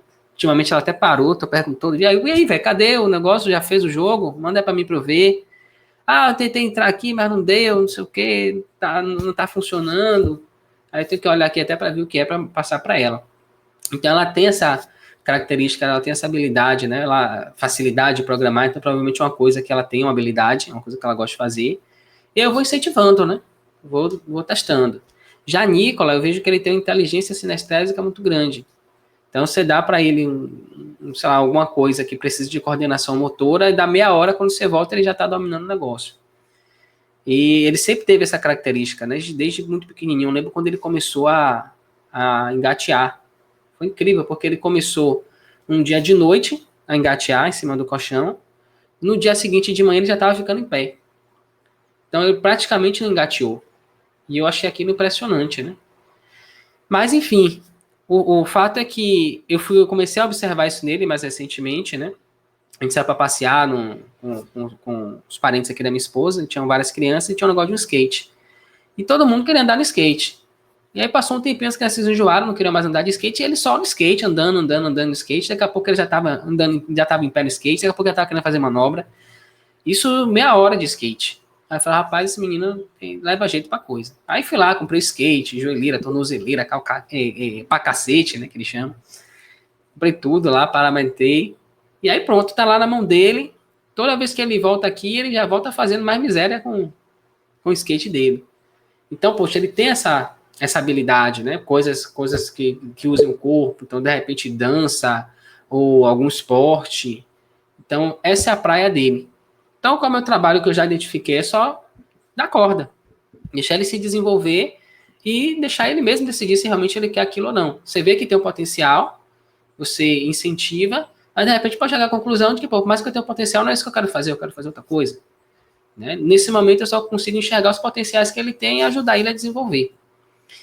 E eu lembro de uma frase de um filme que eu assisti muito tempo atrás, eu me esqueci o nome do filme, mas eu sei que era um personagem que era assim, tinham duas pessoas, né? Tinham os filhos, 2 ou 3 filhos, e eles precisavam viajar para algum lugar para fazer alguma coisa. E não tinha com quem deixar essa criança. Resultado, deixaram com o tio. Só que o tio era completamente banda voou e tal. E as crianças lá com ele, e ele tinha que tomar conta. Né? E na verdade, assim, ele estava alinhado lá de dinheiro, alguma coisa assim. E ele foi lá e se ofereceu para tomar conta, para ter uma casa para estar, algum dinheiro, alguma coisa assim. E o fato é o seguinte: as crianças queriam fazer as coisas, né? Quando chegava lá e perguntava para ele para se livrar, né? As crianças perguntavam assim: ah, mas tio, eu posso fazer o que? E falava assim: é coisa que morre? Não, então pode, se jogue. E aí eu achei bem interessante esse negócio do filme, porque eu comecei a sacar que é bem por aí mesmo. Né? Então, pô, meu pai, eu quero fazer assim, tá, vai morrer? Não, então beleza, então vai lá, se jogue. E engraçado que hoje eu até falo isso com os meninos, né? Quando eles chegam e falam assim, meu pai, eu quero fazer. É coisa que morre? Não, então se jogue, velho, vai lá, faça, pode fazer. Carol mesmo fica pirada porque ela não concorda com muitas coisas aqui, né? Que eu libero eles para fazer. Outro dia a Alice queria fazer, acho que foi um ovo, um bolinho, alguma coisa, cupcake, alguma coisa assim. Eu falei, posso fazer? Pode, se jogue. Aí ela tava lá na cozinha, bagunçando a porra toda, fazendo. Aí Carol chegou assim e viu lá a bagaceira, né? Falou, rapaz, como é que você deixa, não sei o que e tal, tem que ter supervisão, tem que ensinar ela a fazer e tal. Eu falei, Carol, com a idade de Elisa, eu já tratava carne, eu já fazia comida. Minha avó já me deixava fazer as coisas todas, velho. Não, mas não é assim, tem que ensinar, tem que estar do lado, não sei o que e tal. E se ela se queimar, pô, se queimar, passar pomada, velho, e tá tudo certo, não vai morrer por causa disso, não. Uma queimadurazinha de fogão, tá tudo certo, minha com 11 anos já. Então, o pessoal tem essa preocupação realmente, né? Carol, ela teve uma mãe muito presente ali, muito em cima, muito preocupada com as questões, muito controladora. Então, isso, você acaba internalizando isso, né? E repetindo. Não que minha avó não tivesse os cuidados comigo, também até me tolhesse de fazer certas coisas, né? Mas ela me dava essa liberdade. Ela sempre me falava, meu filho, vem aqui que eu vou lhe ensinar a tratar carne, porque quando você for adulto, se sua mulher não quiser fazer, você já sabe fazer. Vem aqui, vou ensinar você a lavar roupa, a lavar prato. Então, ela me ensinou a fazer tudo. Né? E tinha aquele incentivo sempre, nossa, se quiser assistir o desenho, tem que fazer a tarefa, senão não vai. Então, ela sempre me incentivou a me desenvolver, a fazer as coisas, porque realmente é o que é importante, né? Você ter essas habilidades, você crescer, se desenvolver, e além disso também, ter essa coisa de não tentar dar uma forma, né? Tem que ser assim, você vai fazer de determinada forma, você vai fazer tal faculdade, né? Essas coisas, dessas limitações. Então, com o Nicola, mesmo eu tenho muita sorte, né? Porque ele vai, velho. Se você der espaço, ele simplesmente se joga. Você gosta do prato mesmo, porque queria lavar o prato. Aí, às vezes, a gente fica, pô, velho, mas o cara, pô, vai sujar mais do que vai lavar. Não sei se eu vou deixar, daqui a pouco quebra o prato, cai, não sei o quê. Mas, porra, ele queria, porque ele ficava em cima, eu quero, eu quero, eu quero. Aí eu falei, não, eu vou deixar o menino fazer o negócio dele aqui. Fui lá, tirei os vidros e tudo. Aí ele ia buscar o banquinho dele, velho. Ela pegava o banquinho, minha avó que deu até. Pegava o banquinho dele lá e ficava já. Posso lavar? Eu falei, pode, mas eu vou organizar. Tá bom, nem terminei de falar, ele já se picou, pegou o banco dele, já botou do meu lado, já subiu. Eu falei, peraí, velho, calma. Deixa eu terminar de organizar, que na hora que for a sua vez eu te chamo. Tá bom. Aí saí, daqui a pouco eu já posso lavar o prato? Eu falei, não, mas eu tô terminando. Pô, tá demorando muito. Eu falei, calma, velho, peraí que já vai rolar o negócio. Aí pronto, deixava tudo prontinho. E engraçado que casou bem, porque é uma coisa que eu detesto fazer é lavar a vasilha. Negócio cheio de gordura, né, e tal, não sou muito fã. E aí eu falei, pô, pronto, vou botar ele pra lavar esse negócio. Deixei as vasilhas de plástico tudo separadinha lá. Aí eu falei, pronto, velho, agora venha, se jogue. E pronto, ele ficou. Aí eu sei que eu vim pro computador para trabalhar, fazer minhas coisas. Quando eu voltei, acho que era 1h30, 2 horas depois, ainda tava lá, lavando a porra, passando sabão e tal. E quando terminou o negócio, não é que o negócio tava bem feito, rapaz? Eu achei impressionante, porque ele lava prato melhor do que a menina. A menina tem 11 anos, ele tem 5, a fazer 6. E ele consegue lavar os pratos melhor do que a menina de 11 anos. Então, pô, realmente deixar se desenvolver, deixar fazer o que quiser fazer. E eu acho que o parâmetro é esse, né? Você não vai deixar a criança cair do precipício. O resto, velho, deixa ela ter as experiências dela, deixa se desenvolver, porque faz parte. Você está impedindo, na verdade, de gerar um bloqueio. Engraçado que a gente bloqueia as crianças e depois, mais na frente, a gente mesmo cobra que deveria ser assim, deveria ser assado. E, tipo, já era só não atrapalhar a criança. Né? E você acabou tolhindo a coisa. Mas, enfim, quem quiser dar suas opiniões aí, já chegamos aqui próximo do horário do término, fique à vontade de fazer suas considerações finais. Beleza, show de bola. Hoje, na verdade, a gente falou de um medo de forma diferente, né? Da origem do medo, né? Na verdade, o que a gente está falando, falou basicamente, envolve a criação dos filhos para que eles não desenvolvam medos, né? E até a coisa da proteção, eu entendi aqui, ela termina, às vezes, atrapalhando mais do que ajudando. Na verdade, não a proteção, mas o excesso de proteção, né? Eu me lembro sempre uma música de Erasmo, né? Quando ele fala assim, ei mãe, não sou mais menino, não é justo que também queira parir meu destino, você já fez a sua parte. Pronto, agora deixa comigo que eu vou me virar, vou ter desafios, vou ter isso, mas agora é minha vez. Porque isso, né? Todo mundo, às vezes, sente essa necessidade. Quando chega um dado momento, principalmente quando a proteção demais. Até ele fala assim, proteção demais desprotege. E isso realmente é um negócio da zorra. Porque a gente quer assim, porra, se a gente pudesse, enrolava o filho numa bolha, vai brincar agora, tá numa bolha, não vai se machucar, não vai não. Pô, mas aqui tem que acontecer, velho. Quando o Pita falou, pô, aqui, ó, essa cicatriz aqui foi uma queda, pô, essa aqui eu pulei do helicóptero, isso aqui, tá? Pulei. Isso aí, velho, é interessante porque ele tem que viver suas experiências para crescer. Interessante que essa semana a gente está falando sobre isso aqui, em casa, né? Minha mãe está até aqui comigo, em função dessa coisa toda, ela tá comigo, morando comigo. E aí a gente termina conversando muito sobre muita coisa. Minha mãe sempre foi muito protetora, muito aquela coisa de proteger pra caramba. E isso é uma verdade. Agora, eu sempre quis também buscar, acho que eu tinha um perfil muito parecido com o de Nicola.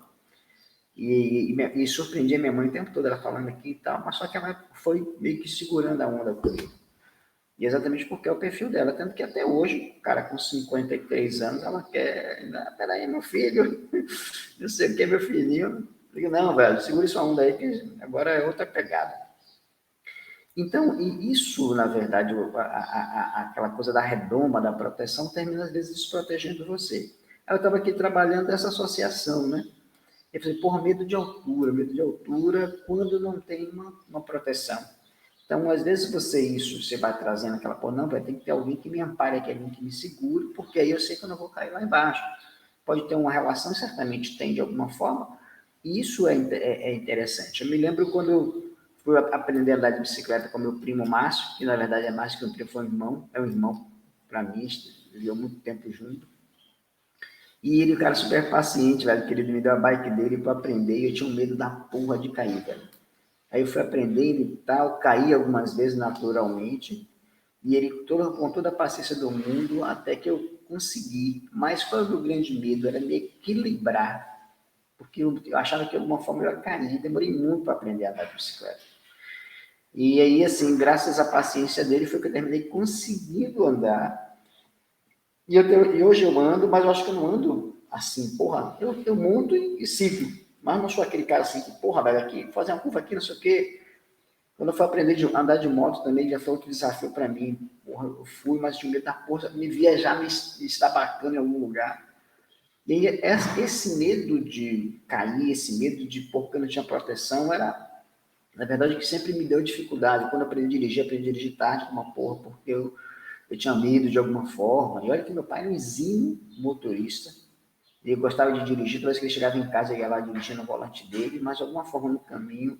Aí isso até me peguei depois, qual foi o bloqueio, que ele, quando ele comia água, naquela época não tinha lei seca, ele comia água e saía dando queda de asa no carro, o pessoal desesperava, não vou andar mais com seu pai, não sei o que e tal. E essas porras aí como faz diferença. Então, porra, para eu aprender a dirigir, eu ficava assim, cara, velho, não é possível.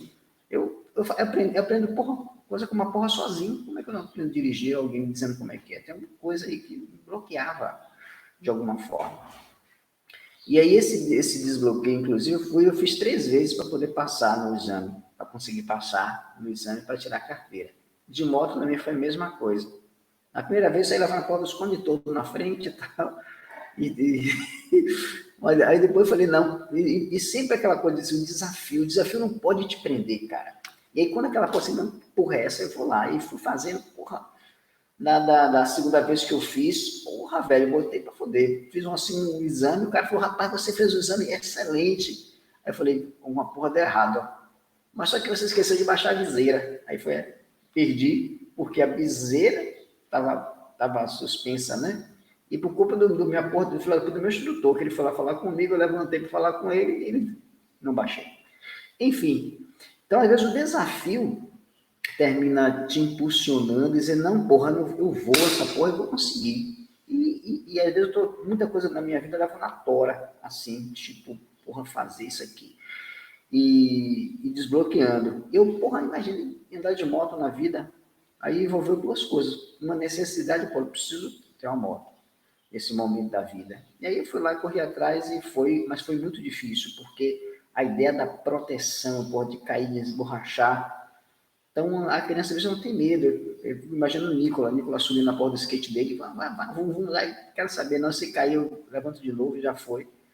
Então, não quer nem mais usar o capacete, aquele sacana, o pacacete dele, não quer mais não. Não precisa de pacacete não, pode ser andar, não vou cair não. Aí já vai querendo desafiar mais. Eu fui quebrando isso ao longo. Hoje eu tenho muito mais. Por exemplo assim, aos 48 anos eu resolvi andar de skate. Aprendi a andar de skate. Aí tinha uns amigos meus e tal, pá, falei, vambora, que eu ficava olhando, achando massa. Falei, pô, não foi essa porra não, isso aí me foder todo, não vou não. Aí eu ficava a galera andando assim, falei, o velho, como é que anda essa zorra aí? Eu falava que era expert, mostrando para andar, ele falou, andou, pá. Só que era aquele skate chamado street, aquele skate menor que faz aquelas manobras, pá. E aí eu vi um cara no skate surf, né? E aí eu falei, pô, não, aquele ali eu gosto mais daquele ali. Achava muito mais lindo a manobra, como se eu estivesse andando no skate, como é que é essa porra? Aí colei no outro cara lá, um maluco, rapaz, é assim. Tinha um cara que alugava, eu fui, dei umas dicas, tem logo uns quedão lá e tal, eu digo, de novo. E aí, no básico, e depois fui, pá, daqui a pouco já tava quando a galera me viu de novo, velho, não acreditou. Já tava andando pra caralho e tal. Mas assim, eu tive que tipo, quebrar esse medo. Foi mais rápido andar de skate do que andar de bicicleta. Porque aí, ao longo da vida, você vai quebrando algumas coisas. E assim você não vai se limitar. Ah, já tá velho, velho. Você, porra, para você aprender a andar de skate, você tinha que ter 5 anos, como o Nicola. Não 48 anos, né, para andar. Mas foi uma coisa que eu fui quebrando. E, enfim, então, eu não tenho medo de desafios hoje.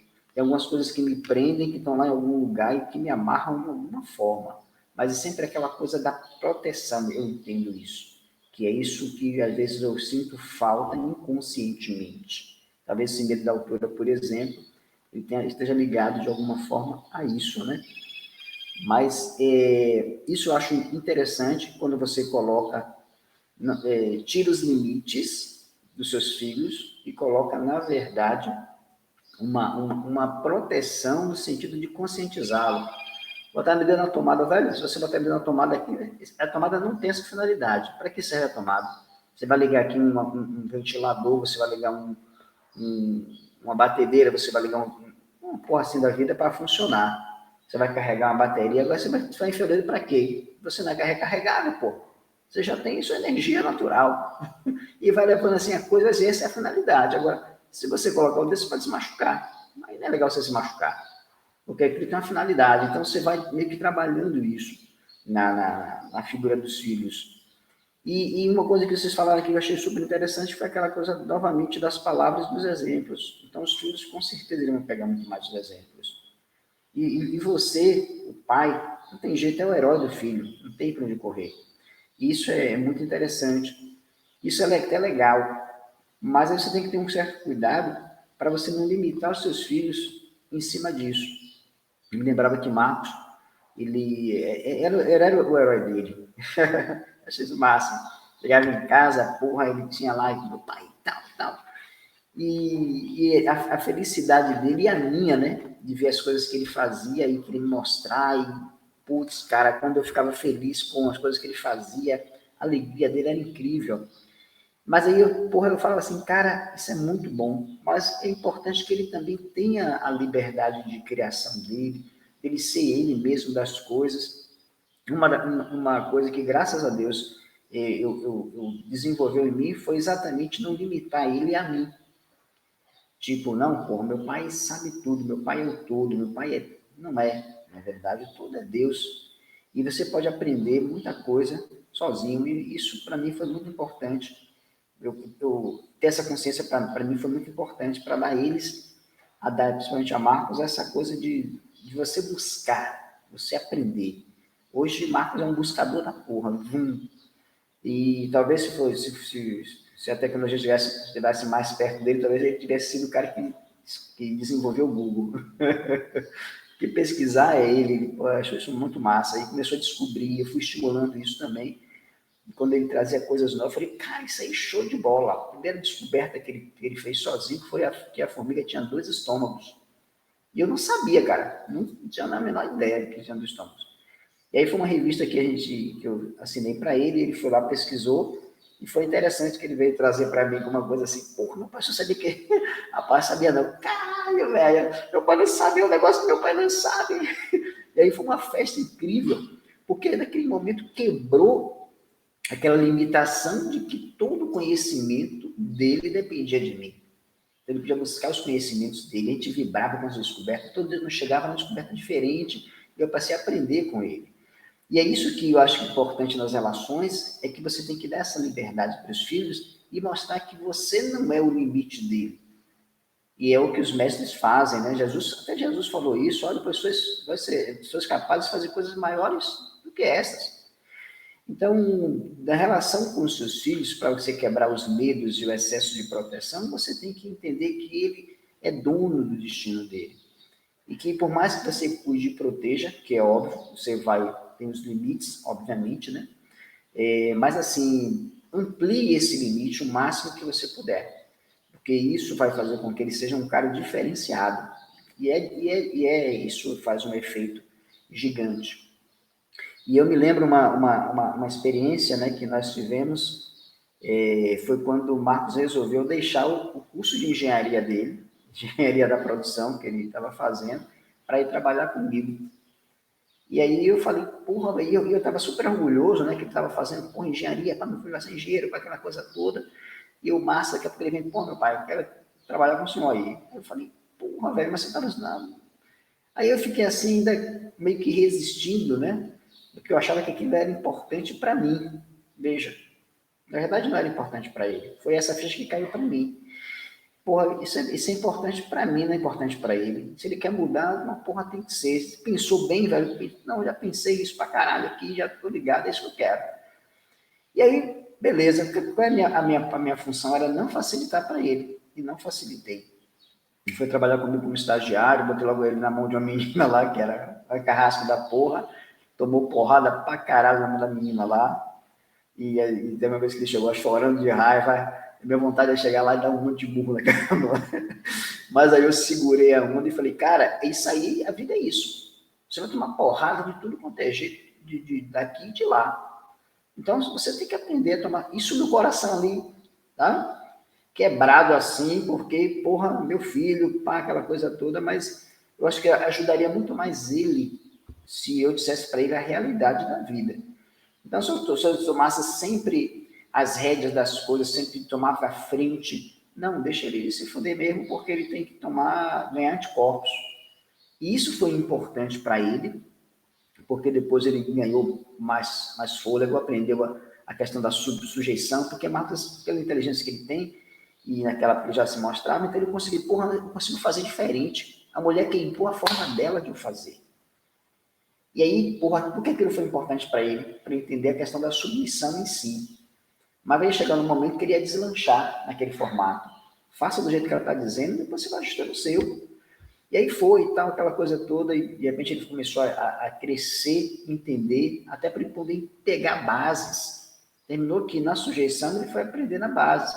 Ele queria voar antes das asas, e aquilo foi importante para ele, porque ele também ganhou muito mais experiência, né? Muito mais entendimento, e aí foi ajustando aquilo.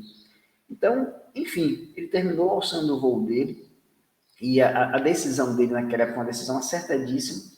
Eu não teria tomado essa decisão, e é por isso que você tem que entender em relação ao seu filho que a vida dele depende dele, não é de você. Não é você que vai dizer o que é melhor para ele o tempo todo se você não definir, ou se ele próprio não sentir isso dentro dele. Porra, não, eu queria que meu filho não fosse contador, não.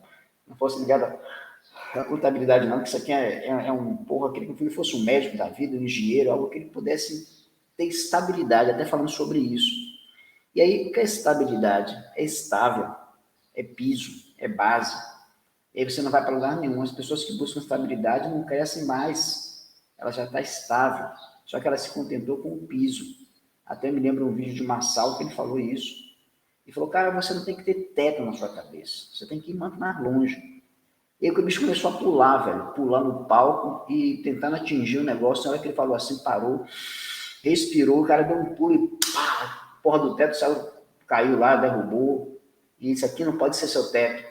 Isso aqui tem que ser seu piso. Botou no chão a porra e pisou. Isso é incrível.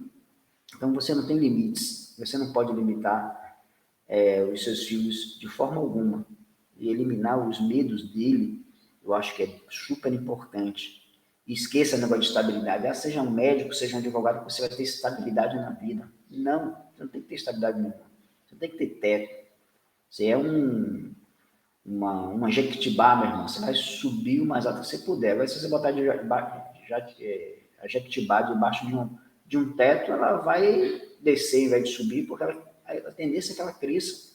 Mas se você bota um teto, ela vai ter que se curvar diante da situação e descer e não crescer mais. Então, acho que você não pode botar essa ideia de estabilidade nos seus filhos, não pode querer botar um teto na cabeça deles, porque eles são muito maiores do que isso. Você pode ser um modelo dele, mas até determinado ponto. Depois você tem que mostrar para ele que ele é muito maior, pode ser muito maior do que você é. Você pode ser o pai-herói dele, legal. Mas acho que o maior herói é aquele que dá asas, né? Para o filho. Acho que isso é importante para ele abrir a mente dele, o coração, que ele pode ir muito mais longe. Quais são os exemplos que vocês podem dar para o seu filho? São valores, honestidade, respeito, aos outros, aos mais velhos, à família, a isso e aquilo. Então, os valores, eles são muito importantes e não tem limite para valores. Então, você pode dar uma semente de valor para o seu filho e essa semente crescer de uma forma muito gigante, mas não tolhi-lo de alguma forma, um tempo ou espaço, porque ele tem que ser maior do que você. Ele não tem que cair abaixo de você. E eu fico muito feliz quando eu vejo o Marcos, por exemplo, os níveis que ele alcançou, como ele hoje é muito maior do que eu. E eu fico feliz pra caramba com isso, e hoje aprendo muito. Na verdade, eu aprendia lá atrás, hoje aprendo muito mais, hoje aqui eu aprendo com ele bastante. Na verdade, hoje ele hoje ele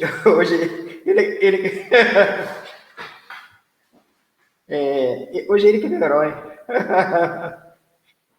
É isso aí, bicho, bom demais. Show de bola. E não dê limites ao seu filho, não deixe que ele tenha medos, não deixe que ele tenha limites, não bote teto e deixe ele desafiar, deixe ele crescer, deixe ele desenvolver. Mas dê valores, certo? Não dê limites, dê valores. É isso que eu coloco a minha fala no final de hoje.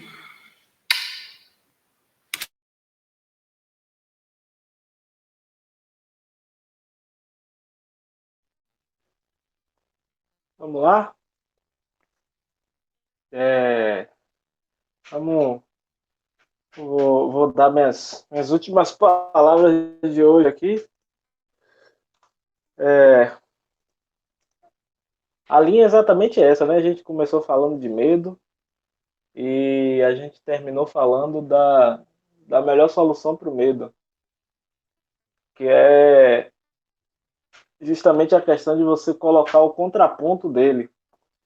Porque, assim, não que quando a gente fala assim, pô, mas fulano tá falando de medo e tal, ele é o destemidão, é o Superman da parada. Ele não tem nada que bata nele ali que não faça com que ele trema na base. Não, muito pelo contrário, velho. Todo mundo tem medo. Não existe a pessoa que é destemida. Se uma pessoa é destemida, não tem medo de absolutamente nada, ela morre, pô. E o medo, ele tá aí justamente para te manter vivo. É a finalidade dele. Não é que, tipo, o medo, ele tá aí para poder te impedir de fazer as coisas. Não, a finalidade dele é justamente te salvar, é te manter vivo. O que impede você de fazer as coisas não é o medo. É você que está usando o medo como desculpa para aquilo. Ele só quer manter você vivo. Então você tem que conhecer o medo e saber qual é a utilidade dele. E aí quando ele aparece, você fala, bom, não, tô ligado, você me alertou aí, muito obrigado. Eu tô ciente dos riscos, mas eu vou me jogar assim mesmo. E se der merda, a gente assume e a gente resolve. E é isso aí, é o lance de você identificar ele, saber que ele tá ali, saber que ele tá te alertando para algum risco, mas mesmo assim você se joga, que é o que a galera fala, né? Não é a questão de não ter medo.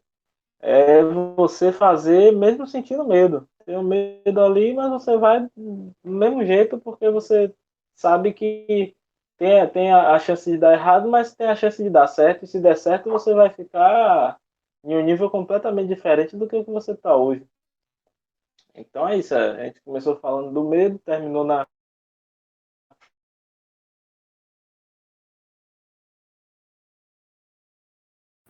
Congelou o cara aí. Caiu. Bom, então deixa eu falando aqui enquanto ele volta. Valeu, lindão. Obrigado aí pela declaração. Mas, cara, não teria chegado, né, onde eu cheguei sem o seu apoio, sem o apoio de minha avó. São duas pessoas que, quando eu olho para trás e reconheço, paro para pensar, eu vejo que simplesmente não seria possível, né, eu ter feito tudo que eu fiz se minha avó não tivesse me dado a base que ela me deu, não tivesse me dado a educação que ela me deu, se o senhor também não tivesse me dado o apoio e a liberdade. Uma coisa que sempre me marcou muito foi, eu sempre falo, né, que a partir dos 15, 16 anos, que a gente conversava muito mais, né? Não era aquela relação de faço o que eu mando, não faço o que eu faço, era uma coisa de, meu pai, eu quero fazer tal coisa, e você sempre me dizia, beleza, você pode fazer, mas não concordo muito, acho que se você fizer por isso aí, você tem esses e esses prós e contras, e se você fizer que eu tô sugerindo tem esses prós e esses contras, mas é você que vai decidir, velho. Você vai decidir e você vai arcar com as consequências também. E eu acho que esse foi um dos maiores ensinamentos que eu pude receber na minha vida, porque me ensinou muito cedo a ter autorresponsabilidade, a me responsabilizar, a culpar a mim mesmo pelas decisões, né, que eu escolhi, e muito cedo me ensinou também a entender que se eu estou tendo determinados resultados na minha vida foi por causa das escolhas que eu fiz, né? Ou seja, o único responsável era eu mesmo. E foi o senhor que me ensinou isso. Se eu não tivesse se eu não tivesse me ensinado isso, demoraria. Talvez eu ainda hoje não tivesse aprendido, entendido isso e tivesse me sentindo aí a vítima do sistema, das circunstâncias, do que quer que seja. E graças a essa base, né, que o senhor me deu, essa informação, que foi muito valiosa, eu consegui me desenvolver. E hoje eu tento passar isso para os meus filhos, tentar limitar eles o mínimo possível, né, e mostrar para eles que eles têm esse potencial, sim, que eles podem alcançar aquilo que eles quiserem. Então, cara, isso o senhor disse que eu sou seu herói hoje, mas na verdade sou o senhor que construiu, ajudou a construir, né, esse herói que o senhor admira hoje. Se não fosse a sua participação aí, os seus conselhos, a sua orientação, eu não teria a capacidade de chegar, né? Então, ponto para o senhor, ponto para minha avó. Pita, você estava falando aí, cortou sua internet, aí eu entrei, mas fica à vontade aí, faça suas considerações. Não, era justamente isso, de você saber utilizar a ferramenta, né, do medo, não paralisar com ele. É você enxergar, identificar, medir as consequências e tocar para frente, velho. Ele é só um alarme, ele é só um alerta, ele só serve para isso. Ele é muito pequeno. A única função dele é essa, é te alertar. Ele não é maior do que você. Então, depois que você aprende aí, você toma como base, toma essa ferramenta aí na mão, você se joga, você tá ciente ali, tá alerta. Você acha que um cara que vai pra guerra não tá com medo de morrer? Claro que tá, velho. O cara não sabe como é que ele vai morrer. Então, mas aí ali é importante porque ele fica ligadão, ele olha para todos os lados, porque ele sabe que de qualquer lado pode vir uma coisa para derrubar ele ali. E é justamente para isso que o medo serve. E quanto mais cedo a gente colocar isso nas crianças, do para que o medo serve e ensinar elas a utilizarem, oxe, aí não tem mais limite não, negão. Ele vai sabendo que o medo vai chegar em algum momento, mas ele sabe já como é que ele usa e vai embora. É, foi essa a,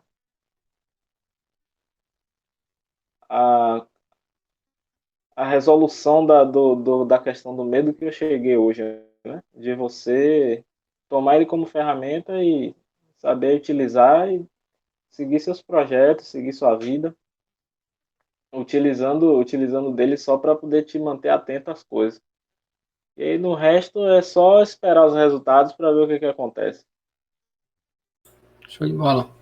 Eu lembrei de uma frase no livro do Steven Pressfield, que é A Guerra da Arte, né? Ele fala exatamente que o medo é uma bússola.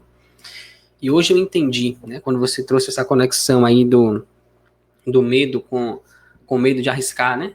Então, se a pessoa tem medo do escuro, ela provavelmente tem medo de arriscar, ela não consegue se jogar em alguma coisa que ela não tem a certeza que vai dar certo. E aí isso fecha lá aquela questão que eu trouxe lá no começo, do medo do não e tal. E realmente é bem por aí. Porque como eu não tenho certeza do sim, eu acabo não arriscando, não fazendo nada, né? E esse medo do escuro que eu tenho até hoje, embora eu viesse lutando contra ele, mas eu não tinha essa consciência. Na verdade, eu estava mais evitando do que enfrentando. E hoje, quando eu decidi enfrentar, eu senti que realmente é por aí mesmo, é isso que você falou, né? E agora encaixou essa coisa do medo ser uma bússola, porque ela mostra exatamente onde é que está o problema, onde é que está pegando em você ali. Então, se você for lá e resolver aquilo, você avança. Se você ficar evitando, tentando contornar, você vai continuar com o problema, você vai lidar com ele, né? Você vai conviver com ele. E não é isso que você quer resolver, você quer acabar com aquilo ali. Então, é uma grande bússola realmente. O que é que você tem medo de fazer? Então, é exatamente isso que você tem que fazer se você quiser continuar avançando.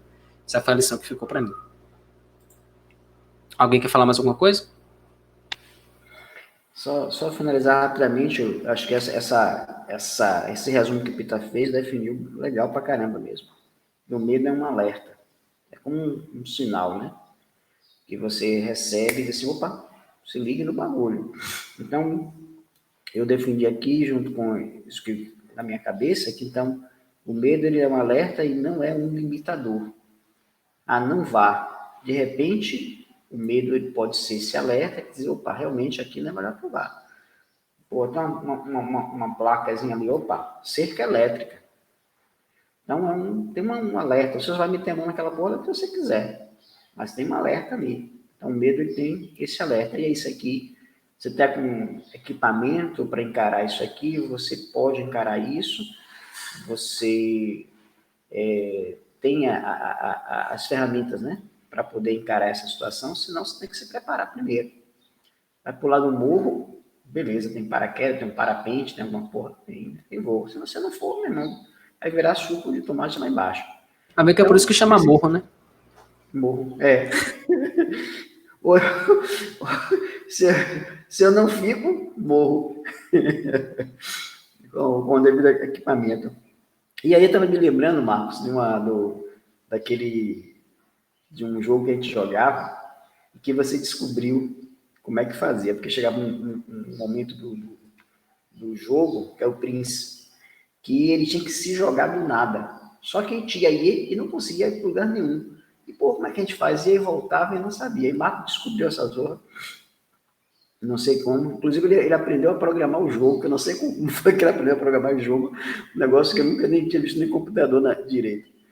E aí, ele, na verdade, foi o grande lance naquela fase, ele tinha que se jogar, velho. Se jogar no nada. E quando ele se jogava no nada, ele terminava caindo para uma outra fase do jogo. Então, ele, pô, se me jogar aqui, eu vou perder a vida. E aí não vou para lugar nenhum. Bom, mas também se eu não me jogar, eu não vou para lugar nenhum. Então tem alguma coisa aqui. Então o Marco descobriu que é se jogando que você conseguia passar por uma outra fase e aí você já começava já mais estável, né? E aí encontrando outros desafios. E tinha um detalhe aí, nesse jogo aí que eu achei sim, bem interessante, porque você pulava, eu lembro que era da sexta para a sétima fase. Você pulava, você até conseguia se segurar. Só que dali você não conseguia para lugar nenhum. A única alternativa que você tinha era soltar. Né? De novo, soltar. E aí, quando você soltava, você iniciava na fase 7. Só que a fase 7 você já começava caindo, velho. Tipo, já era caindo. Se você não fizesse nada, você se esborrachava no chão. Então, qual era o lance? Tinha uma tecla que era shift que você segurava, prendia em alguma coisa. Então, você começava caindo no jogo e você passava por uma plataforma que você podia se apoiar. E a partir daí você subia e continuava o jogo. Então, quando chegava na sétima fase, o cara caía, pô, morria, caía e morria. Eu, porra, não entendi. Aí depois eu saquei que, pô, tem que segurar o shift aqui, porque ele vai se prender naquilo ali e a partir dali ele vai. Ou seja, não é se jogar total e completamente. É se jogar no escuro, tendo a certeza de que você vai conseguir se apoiar em alguma coisa. Esse é que é o lance. show de bola. Isso aí é fantástico, porque você foi descobrindo a ferramenta, né? Para você ser o meio do alerta, a ferramenta. E tinha uma outra fase que você lutava contra você mesmo. E aquilo aí que foi foda, velho. E ali, pô, esse jogo ele tem uma série de insights que se você hoje, né, com a cabeça que você tem, você consegue entender. E que às vezes você é o seu limitador, né? E deixa eu te falar outra coisa, Lindão. Sim. Aquela fase 6 que você tem que se jogar, quem ocasiona o se jogar é exatamente que tem uma fase do espelho. Você atravessa o espelho, a sua sombra separa de você e vai embora. Nessa fase 6, quando você pula, você poderia subir. Tem uma gradezinha que está aberta, você poderia subir ali e seguir.